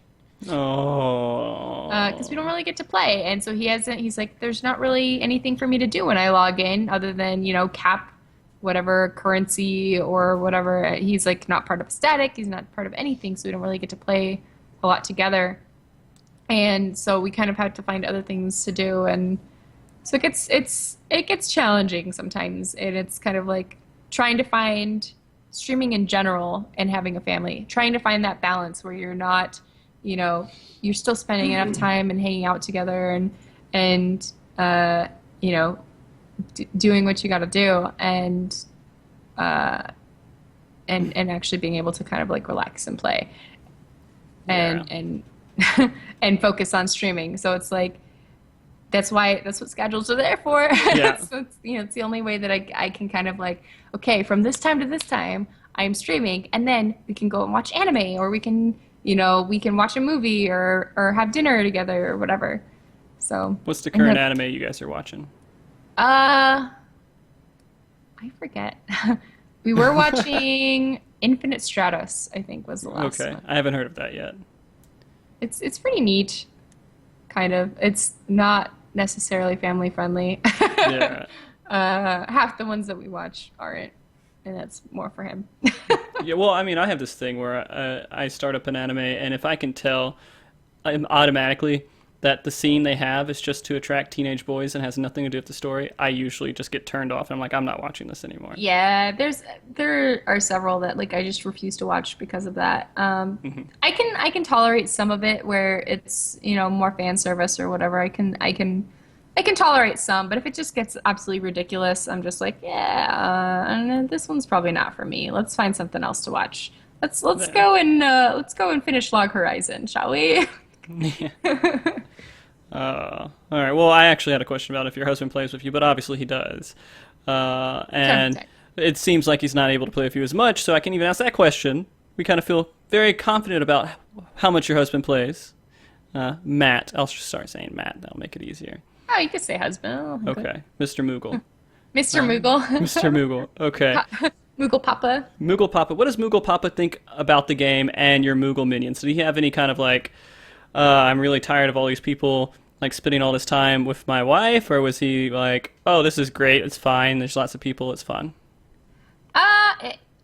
It, it's cool because he's very supportive. So he's just like he gets like just as excited as me when I do have a really good night and I have lots of people. I get a lot of new followers, et cetera, et cetera. He's like, wow, that's great. Like, holy cow, you have this many people watching you right now.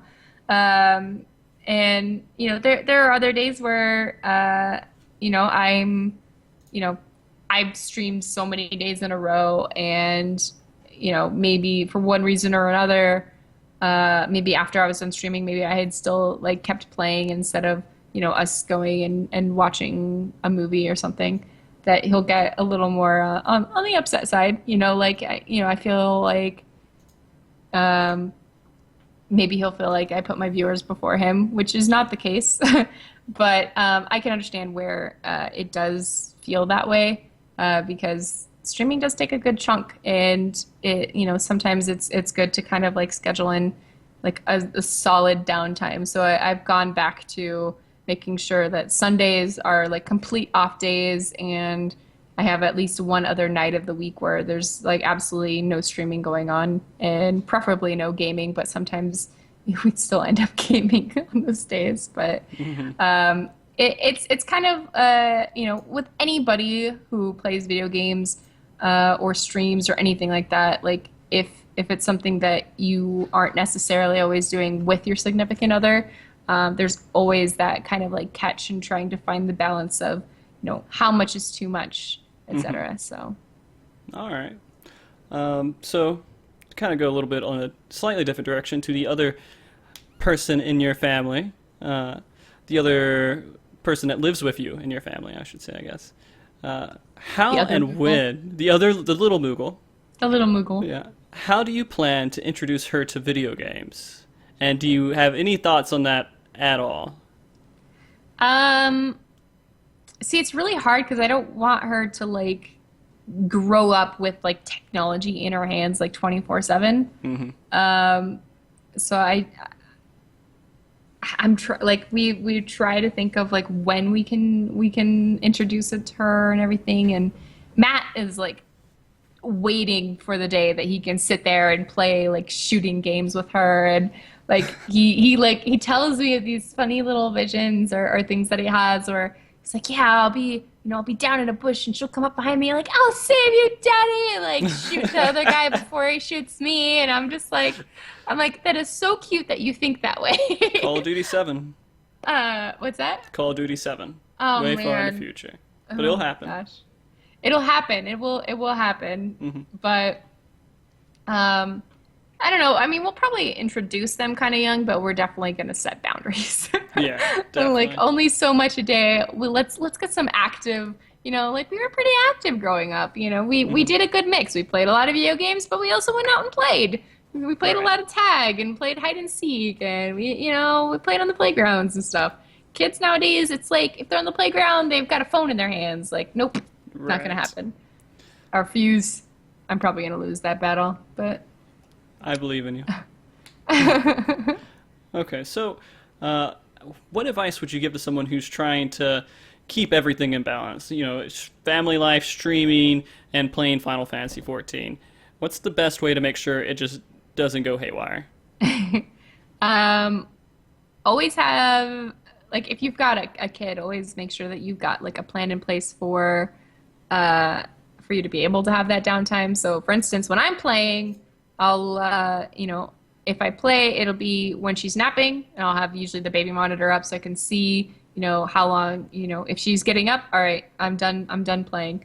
Um, at night I have, Matt to help me take care of her because I've been, doing it all day. Hmm. It's so funny because in all this talking, it makes it sound like I play video games all day, but I don't. Right. You But think about it a lot, though, right? I think about it. Of course, I Okay. think about it. I'm like, Right. "Oh, I still gotta go cap those esoterics, man. Gotta cap those tomes. Yeah. Um, All about the esoterics. right. It's all about that currency. Hmm. Um, but just having like a good support system helps a lot. So either your husband or your wife or significant other, if they can help with the kid and kind of like give you a couple hours to do whatever, that's great. Especially like for instance, if Matt were to come home from work and maybe what if he was the one actually gaming more and streaming more? I had quote unquote all day to play, right? Hmm. Supposedly, I would take baby aggro when I do like my morning streams. I have my mom take care of Anna. Like I'll go and take her over there, and she'll babysit for several hours, and I'll stream and play until sometime in the afternoon. Go back, pick her up, play with her. I usually don't stream that evening, just to kind of like have like a solid break. And it'll either be like, Matt and I, do something together. We all do something as a family. Maybe we'll go out, or I, keep baby aggro, as we call it, and like feed her nighttime bottle like he normally does like every other day of the week, and let him kind of relax, play video games. I'll let him binge out on video games and stuff over the weekend and stuff to kind of make it up to him that he got stuck with the baby. Like I say stuck with the baby, he enjoys it, Hmm. but he'll still sit there and play video games with her, like drinking her bottle. She'll be watching. He'll be playing World of Tanks or something. I don't know, Hmm. but Something. um, Whatever he does over there. something. And then she'll watch. She'll be trying to eat the controller, but Yeah. just making sure that you can kind of communicate with your significant other about what you want to do, how much time it's going to take, and setting like schedules really help a lot too. Usually for Yeah. most people, hey, I need to raid this time to this time, but there's still going to be that wife that maybe doesn't really understand video games or doesn't really get what you're doing and will still come in like every hour. Are you done yet? Are you done yet? But Yeah. communication is probably like the best thing that you can do, and then having a good support system. Okay. That's a great answer. Really good answer. That's Hope actually so. kind of it for my questions, which I really appreciate you answering all those questions. It has educated me a great bit into kind of how you do things, and you don't really think about it as much when you watch a streamer, kind of all the things that go in on the background and all the other things that you have to consider. And thank you for all that. Of course. Let's ask some viewer questions. I have one relevant viewer question for this. It was asked quite a long time ago by the Mint Addict, loving them Altoids. She wanted to know how is baby Anna? She's doing really well. She's doing really good. She's teething again, so she's cutting another tooth. So she's been a little more unruly uh, than she has as of late. So so she's been kind of like waking up a little bit in the middle of the night and um, just drooling all over the place. But she's like, it obviously hurts to cut a tooth. So we give her either like teething tablets, or if she's got a slight fever, which sometimes happens when the child is teething, we'll give her a little bit of Tylenol, and it usually helps, and she goes back to sleep not too long after, usually. Yeah. Saturday, was it Saturday? It was either Friday or Saturday. It was really trying because she woke up at like 3:30 in the morning, and I had actually gone to bed early for once. And Matt came to the rescue and really helped with that. Changed her diaper and everything. I got up and got got the Tylenol because she had a slight fever and everything. And probably like 15 minutes after that, she was out sleeping. But other than that, she's really good. She started crawling a little bit, which we thought she was gonna skip that entirely. So she started crawling a little bit, and she likes to stand and grab onto like the side of her bed or the side of like her playpen or something like that, and just kind of like hang out and yell at you and make noises at you. So it's kind of funny. All right. So we have a couple of questions that were with some of the subjects that we were talking about earlier, but I kind of missed them a little bit. One is Miasma. I'm really bad with that one. I'm sorry. Says has not seen you raid with the GFY static. Mm-hmm. I'm not sure. What does GFY mean?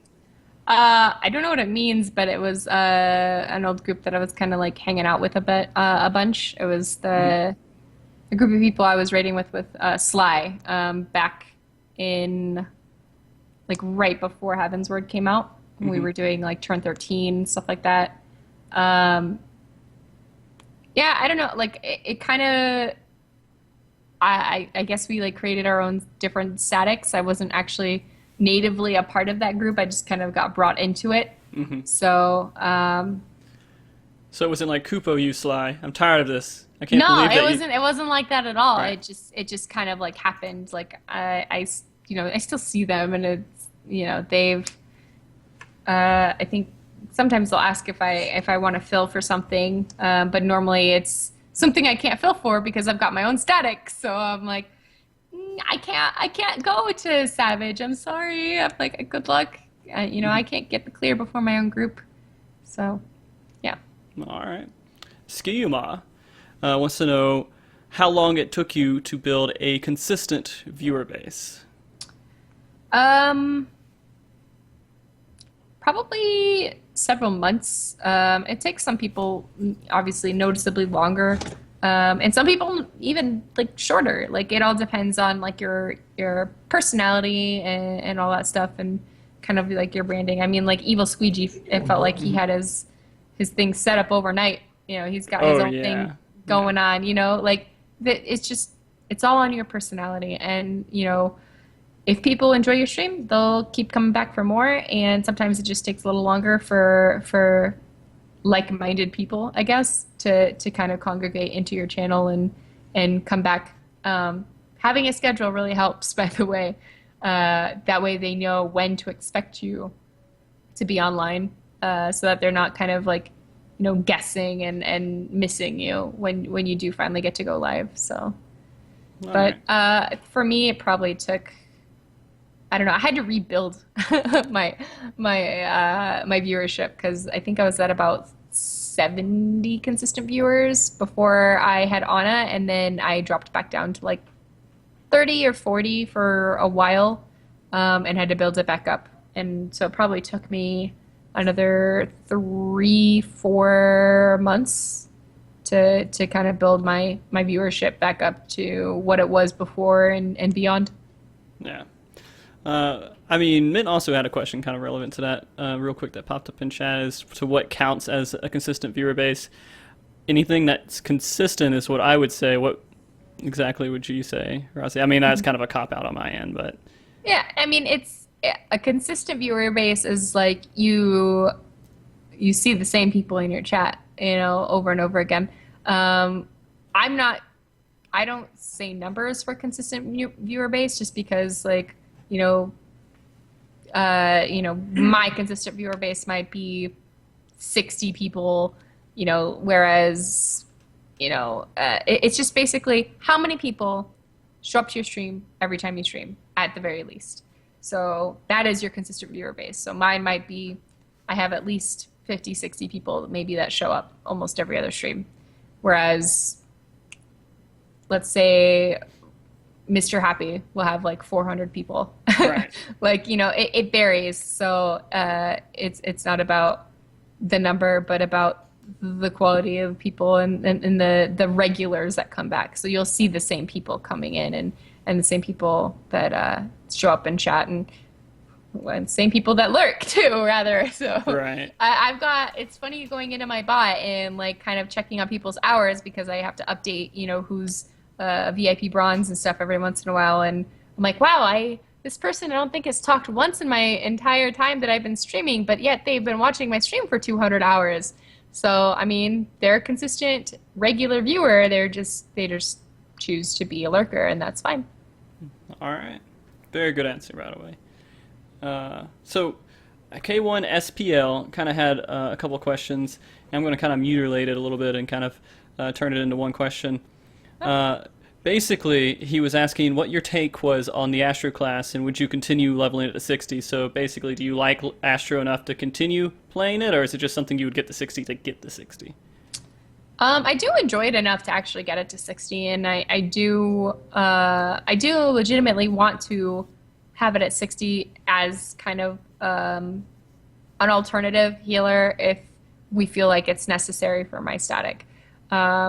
I try to be as flexible as possible, and I want to be able to offer that to my group. Like, if we feel like we might benefit from some of the utilities for an astrologian, and I feel like I can play it well enough, then I'll offer it to them to, have me play that. I do. Sorry, that was like. No, it's fine. I do enjoy Scholar more. Just. I've gotten so used to it. I love the cupo out of that job. But I do enjoy Astrologian enough to actually get it to 60 and maybe play it a little bit here and there just to kind of switch it up. All right. Fluffy Peep Sheep. What does your family think about you doing Twitch? And you kind of answered this a little bit earlier, I believe, right? Yeah. They're very supportive. My extended family kind of doesn't get it. They get it here and there. Once I told them that I got partnered and kind of how many people watch, they're like, "Oh wow, like, right. Like you could really do something with that." And but they're like, "Is that what you want to continue doing? Is that what you want to, like?"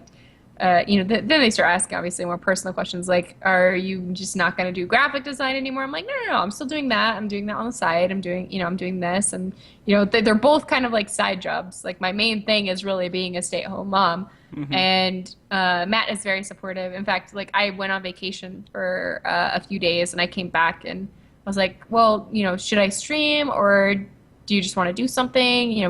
We could watch a movie or whatever. And he's like, well, how long were you gone?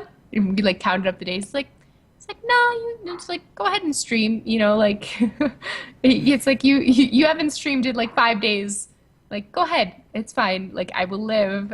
And so he's really supportive, and he knows that I really enjoy it. And there was talks recently of me possibly having to go and actually get a full-time job, and he made a point to tell me like, I don't want you to quit streaming. I know you like it. I know you enjoy it. I know it's a good hobby for you. And, you have a lot of fun doing it, and you obviously have a lot of supporters. So I want you to keep doing it. So my family as a whole are very supportive. No. Can you get him? That's why he's... No, it doesn't work that way.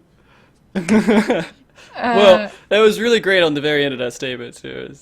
But I'm pretty sure everyone's giving him a thumbs up on what you said earlier. So, Horse Ninja was asking if you ever had any trouble. I'm sorry, Pukajitsu. Have you ever had any trouble explaining to people in your life that Twitch is a job and all that entails? It's kind of funny trying to explain to somebody what Twitch is and who knows absolutely nothing about it. Like I tried explaining it to like my aunt, and I'm like, I play video games and people watch me, and she just thought it was like the creepiest thing ever. But like it's still funny, like going to like, for instance, Fry's, and like it will come up in conversation and people will be like, what is that? I'm like, and they'll be like working in like the computer section, and I'm like, They should know. I'm like, right? Twitch is blah blah blah, and I'll explain it, and Matt's more the one that brings it up. Like, oh yeah, she streams on Twitch. I'm like, okay, you don't have to make that big of a deal about it. It's like it's like, stop it. Like he I don't know. He embarrasses me. Yeah, I love you. Don't hate me. He can't that's even kind hear of me. what he's supposed to do. Oh, he can hear me. Oh yeah, he can hear you. I'm sure he has to sound like all Well, the he way has his down. head, right? Yeah. Probably.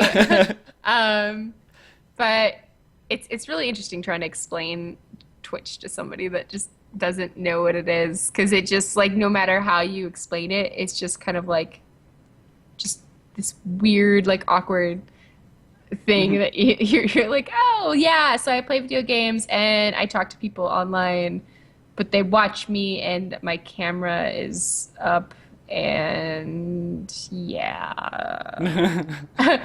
They're like, how many people do you have that watch you? Yeah, 60 to like 150, and they're like, really? Really? Really? It's like, do you make any money doing that? I'm like, I make tips. Right. Sometimes people give $1 or $2. They're like, okay. Well, all right. That was They're a nice like, talk. oh, okay, is that what you want to do? I'm like, I have fun doing it. I don't know. So. All right. I think we have one more serious question here before we start just shooting these other questions out that I mean to put a little bit of a side behind. Das Rambo, how do you deal with elitists in the game when you use Party Finder or Duty Finder? We actually went on a small rant at the very beginning of the stream about this. But you can go ahead and run back into it if you want to. I try to just not read chat, but it's hard sometimes.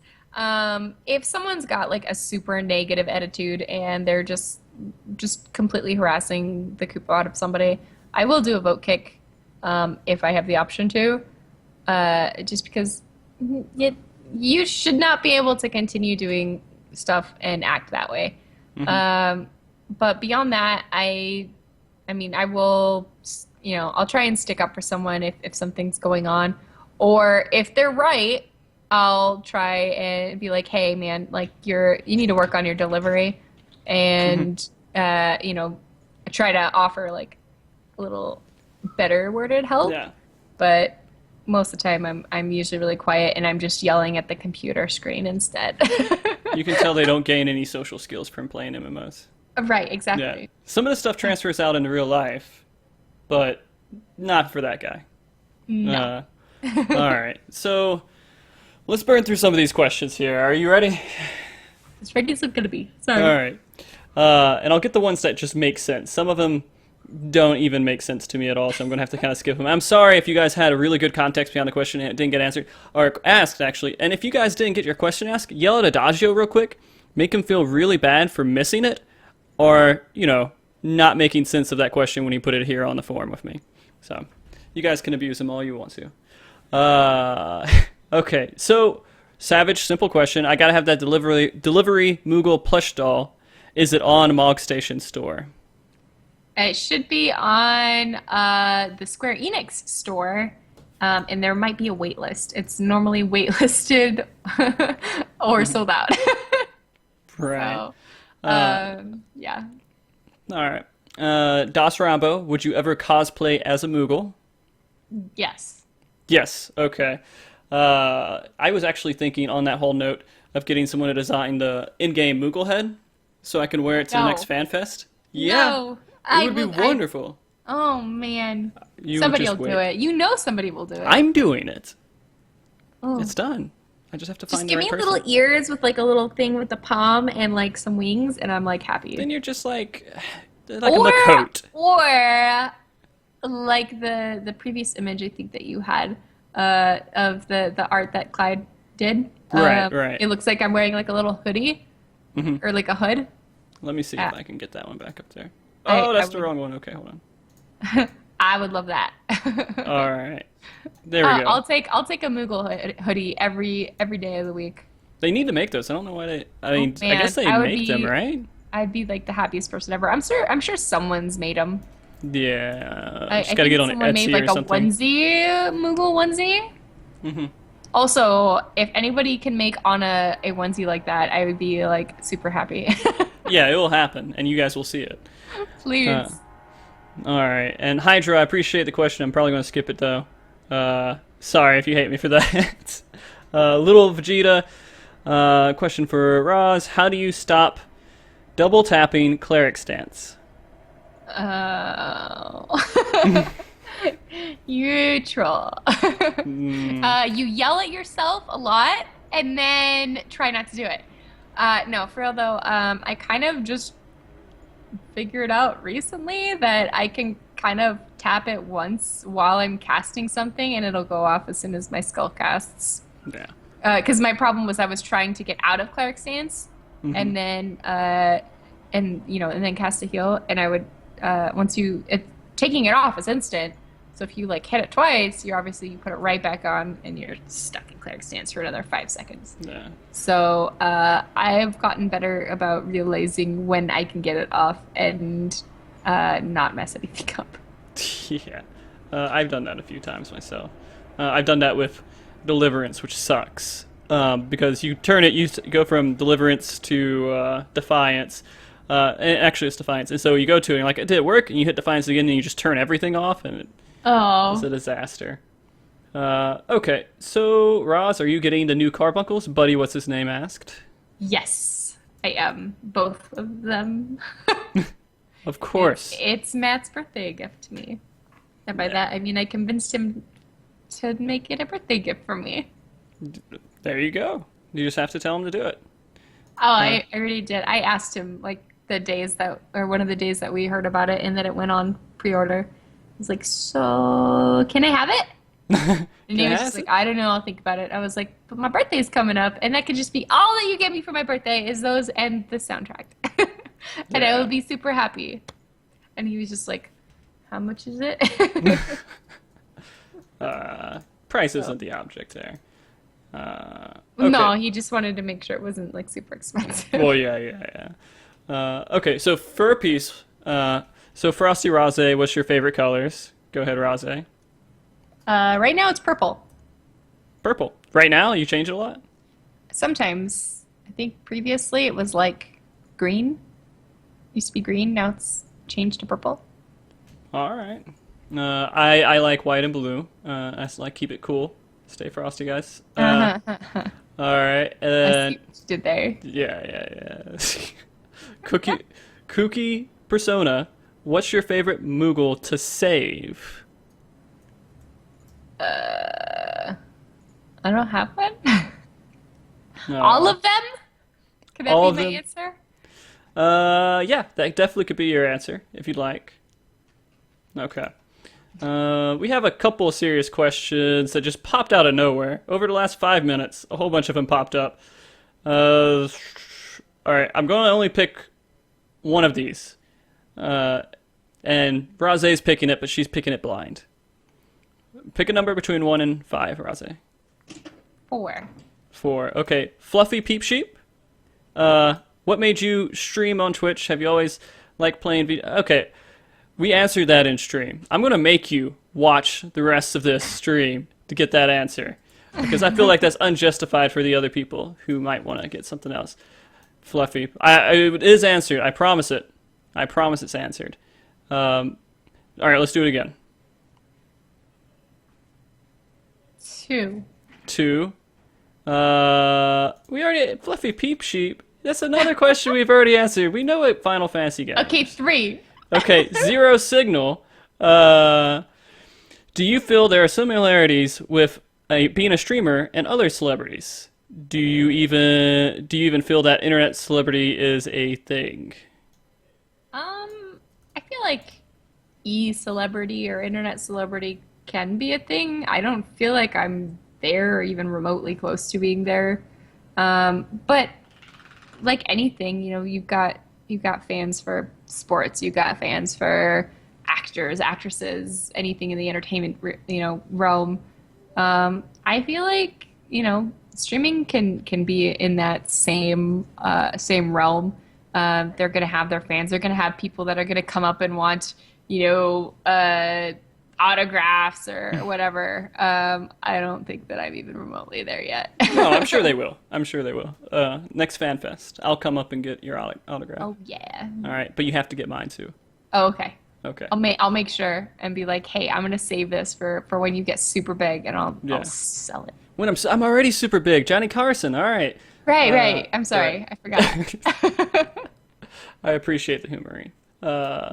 Okay, so back to some of these troll questions. Cryogenesis, wait, Rahhzay likes Moogles. I don't know if that's true. Kappa. Okay, yeah, we got that. Ha ha ha. Okay. Fur Piece. He wanted a non-Kupo counter going. It would only hit one. I didn't, I was good. I was pretty good. You were really good. I don't think we had any slip-ups. Except for that very beginning part, and that was it. Hang on, wait. Okay, all the little kids. Cover your ears. Cover your ears, little kids. Anyone watching this give it like a few seconds here for them to hit mute. Okay, that's good enough. I can't do it. You can't do it. It feels too bad. All right. Let's do this session real quick. Let's do this session. I will say it, and then you can say it. Fuck. Fuck. All right, there we go. We got it. Highlight. I'm putting it up on the stream. It did sound very forced, didn't it? Is that so forced? Okay, I'm sorry if you were listening and you wanted Moogle Mama to stay family friendly. I know Frosty wanted me to stay. I wanted to see it. I wanted to do an uncensored episode, but I didn't. Yeah. And so I decided to indulge just once. I am an adult. You're an adult. It happens. I did warn that it was going to happen. So. Yeah. Okay, we're good. Tell the children's.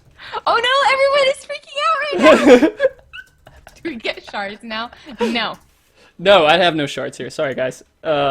You get enjoyable content. Oh yeah, tell the kids to unmute. I'm sorry. Okay, so and see, No Fear Boogeyman is a super troll, and these are the questions Adagio doesn't have to put into our mix. And this is I'm going to put this as an example for Adagio. If someone asks what is circle, that's not a question, Adagio. You don't have to put that in to the question list. Is that seriously in your little sheet? Yes, it's in my sheet here. It's probably the bot. It's Adagio trolling me himself. Come on, man. Okay, so Adagio Dante... Oh, he was asking you that question. We're not even going to ask that, because DL Ligo wanted that for you, Adagio. Which was the top 3 Moogles in the game. And all right, Moglio. We should probably go on to the next thing. Okay, so Cryogenesis, Borderlands. Do I see Borderlands? I'm guessing that's Cryo wanting to know if you'll ever play Borderlands on your stream. I have it, but probably not. Okay. Yeah, probably not. You look like you feel ashamed right now. No, I don't feel ashamed at all. Okay, I'm good. ashamed that there's just so many things I want to play and I don't have time to. Oh, But okay. it has nothing to do with like anything. Okay. Everyone is still so upset. I'm sorry. They're not upset. It's okay. I broke it. It's all my fault. Guys, this is my fault. I encouraged it. And I was You heard it here good. first, guys. Frosty's a bad influence. I'm the worst. Frosty, you horrible human being. I'm the Matthew worst. called you a horrible human being. Oh, now I'm just gonna... Alright, we're ending stream, guys. We're just stopping. No, just kidding. I don't give a... Alright. Oh, hey, he stopped caught it. himself. He didn't even Stopped say the it. word. I stopped. Alright. I didn't even say Give a Kupo. Kupo. There were no Kupos given today. Yeah. Adagio Dante, what is your favorite type of Hot Pocket? Ooh, I'm boring. Pepperoni. Yeah. Actually, have you guys tried the chicken pot pie Hot Pockets? They're actually really good. Chicken pot pie Hot Pockets? I'm not kidding. They're limited time, but they're really good. They're delicious. I kind of think they should be a limited time. They're so Okay. good. God, Hot Pockets. I haven't had a Hot Pocket in so long. What, babe? It sounds like he had something really important to say. He said all he had to say was boats and hose. Boats and Kupos. Hose. Oh, he got you to mess up. All right. No, I was talking about like a garden hoe. Oh yeah, that's right. For your Yeah. FC, right? For the gardens and stuff. Yeah. Okay. Schema. What kind of bad scrub gets mad at healers DPSing? Ellie giggle. It's just people that just don't understand. Yeah. We People are just don't amazing. All right. Little Vegeta, question for your quest. Why? Okay, he wants to know why you're a bad scholar. All right. Because I have to heal him. Because you have to heal him. Dang. No, Maybe. for I real? don't know. Because I'm not perfect. That's my legit answer. I'm not perfect. I do my best, and that's all I can really say. But your husband is, right? But Matt says that he is perfect. Excellent. So. He has to prove that and not unsubscribe. Okay, so Park, I don't know if this was a troll question. It was under troll questions. He might not know. So he was wondering if you could look and see how many hours you've watched, or he's watched your stream. Who? Parkamus Prime. He wants to know if that's just something that that you have the ability to do. And he's kind I of do, but unfortunately, my bot is being a poopo. Hang on. What a Come on, Koopa- Mogbot. Koopa bot. All right. Who? Let me go to the database. Watch now. I'm gonna get like everybody wanting to know how many hours they've been watching. We'll give this is the only person that's getting it. The rest of them, you guys have to go to her stream. Yeah, and find out.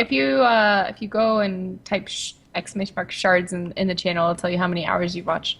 Who is it? What's the name? It was Parkamus Prime. Let me spell it out for you real quick. He might not have any in there. He might might. need. Oh wait, hang on. 0.1 hours. Parkiness Oh, Prime. he gave you 6 minutes. Heck yeah. Yeah. 0.1 hours. Thanks, Parkiness Prime. Highly Thanks for appreciate support. it. Yeah. All right. And then Mystery Theory or Misery Theories. What is your favorite primal fight and why is it King Moogle? It's not King Moogle. I do enjoy the fight, but it's people mess it up a lot. Yeah. I actually don't really have a favorite. I really enjoy them all, but if I like had to farm one, I guess it would be Shiba. Yeah, I don't know. Sheep is awesome. I feel like I can save that one a little easier than some of the others. You save it if people mess up and Yeah, I think I've like single-handedly saved my fair share of Shiva runs with Okay. the epic LB3. you can't do that with Titan. No, No, you can't. You fall off the side, you're done.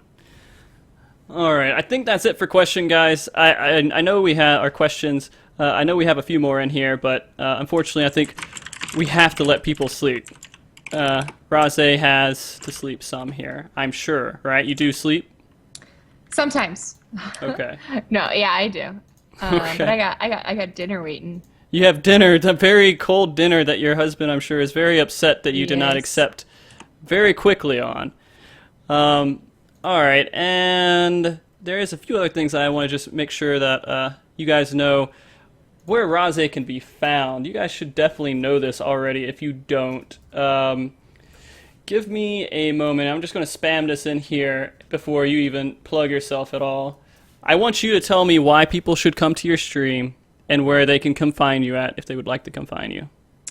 Well, you can find me at twitch.tv/Rahhzay. Follow me on social media at twitter.com/Rahhzay. Facebook is also Rahhzay. YouTube is Rahhzay Gaming because we're boring. And Instagram is Rahhzay Gaming because there's not a lot of cool stuff on there either. But just follow if you like family-friendly atmosphere. We try and keep it lighthearted and fun in my channel.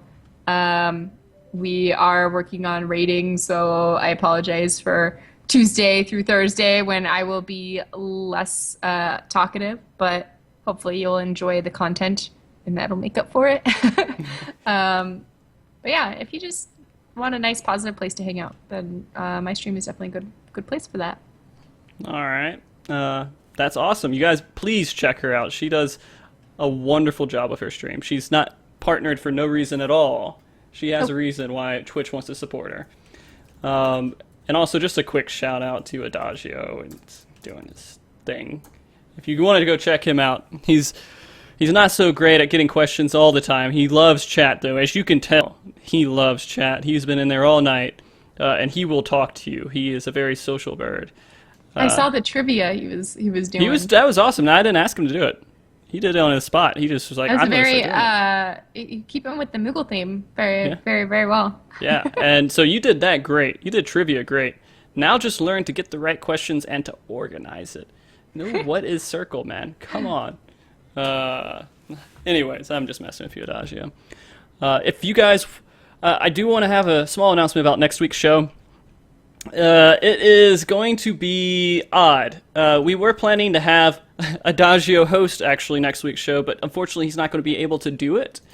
I can't do it because this is one day in every 2 months that I can't do the stream because I have work, and there's not really a way for me to get out of it. So I'm going to do a couple of different things. Either you guys are going to watch the very first pilot episode of MogTalk, like that ever happened on stream live, although you can go see it on YouTube, but it'll be there and we can all laugh at how ridiculous it looked. This is when I had no help at all with anything and I just kind of got paint together and made it work. He wants to definitely get that.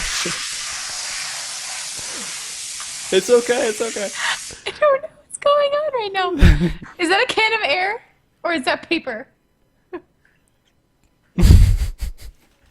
All right, and if you guys do want to catch that next week, please come by next week.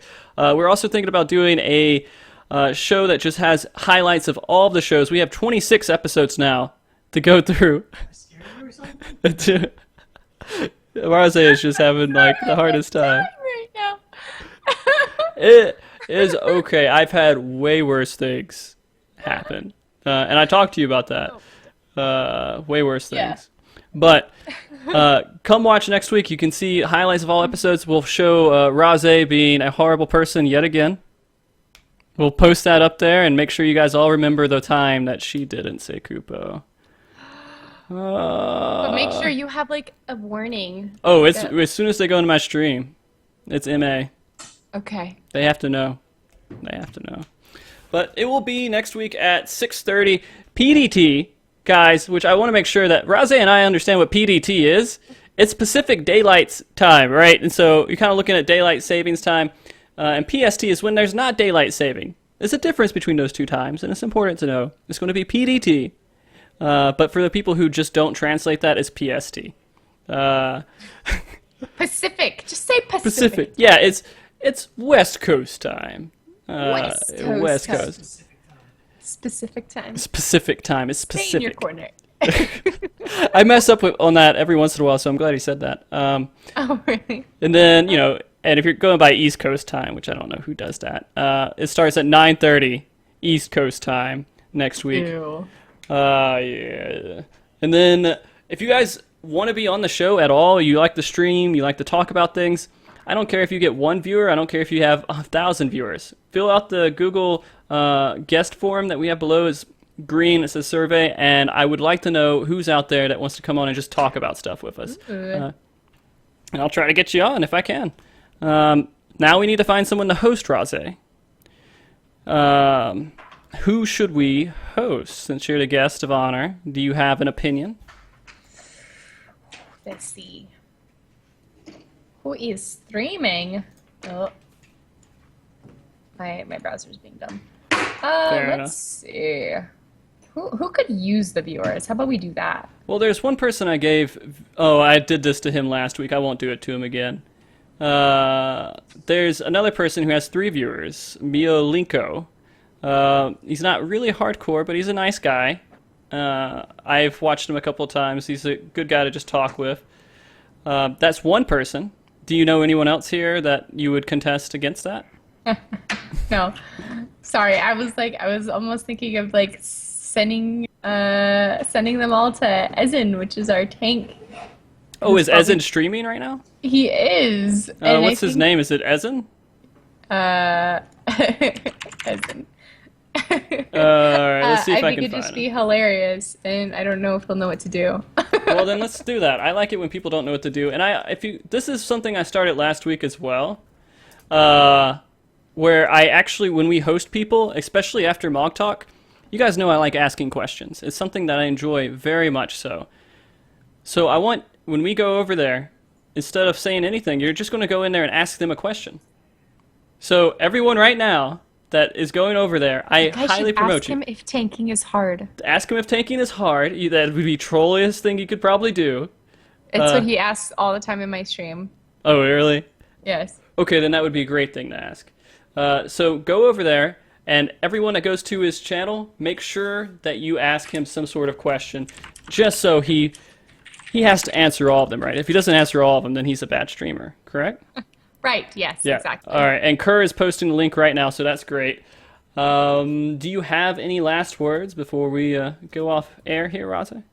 No, other than it was a pleasure to chit-chat with all of you. Oh, Krupo, I'm sorry. It was definitely a pleasure. It was great. Rahhzay, thank you for coming on the show. I know you had to put a couple things aside, like get your mother to watch your daughter. Yeah, it was a pleasure. Thank you so much for having me. Okay, of course. And I'll get you on the show. If you can get on the show again, I would love to have you on the show. Just let me know how all that works out. Okay. All right, guys. Have a wonderful evening. I'm going to sit here and say bye for 15 seconds so the delay hits some people here.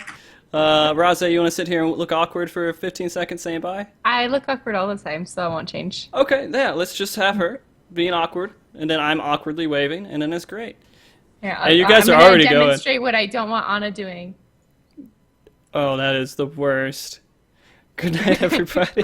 For real though, I'm responding to my mom. Oh, nice. Telling her we're done. We're done. All right. The host has gone through. Man, they are spamming him. It's already happening.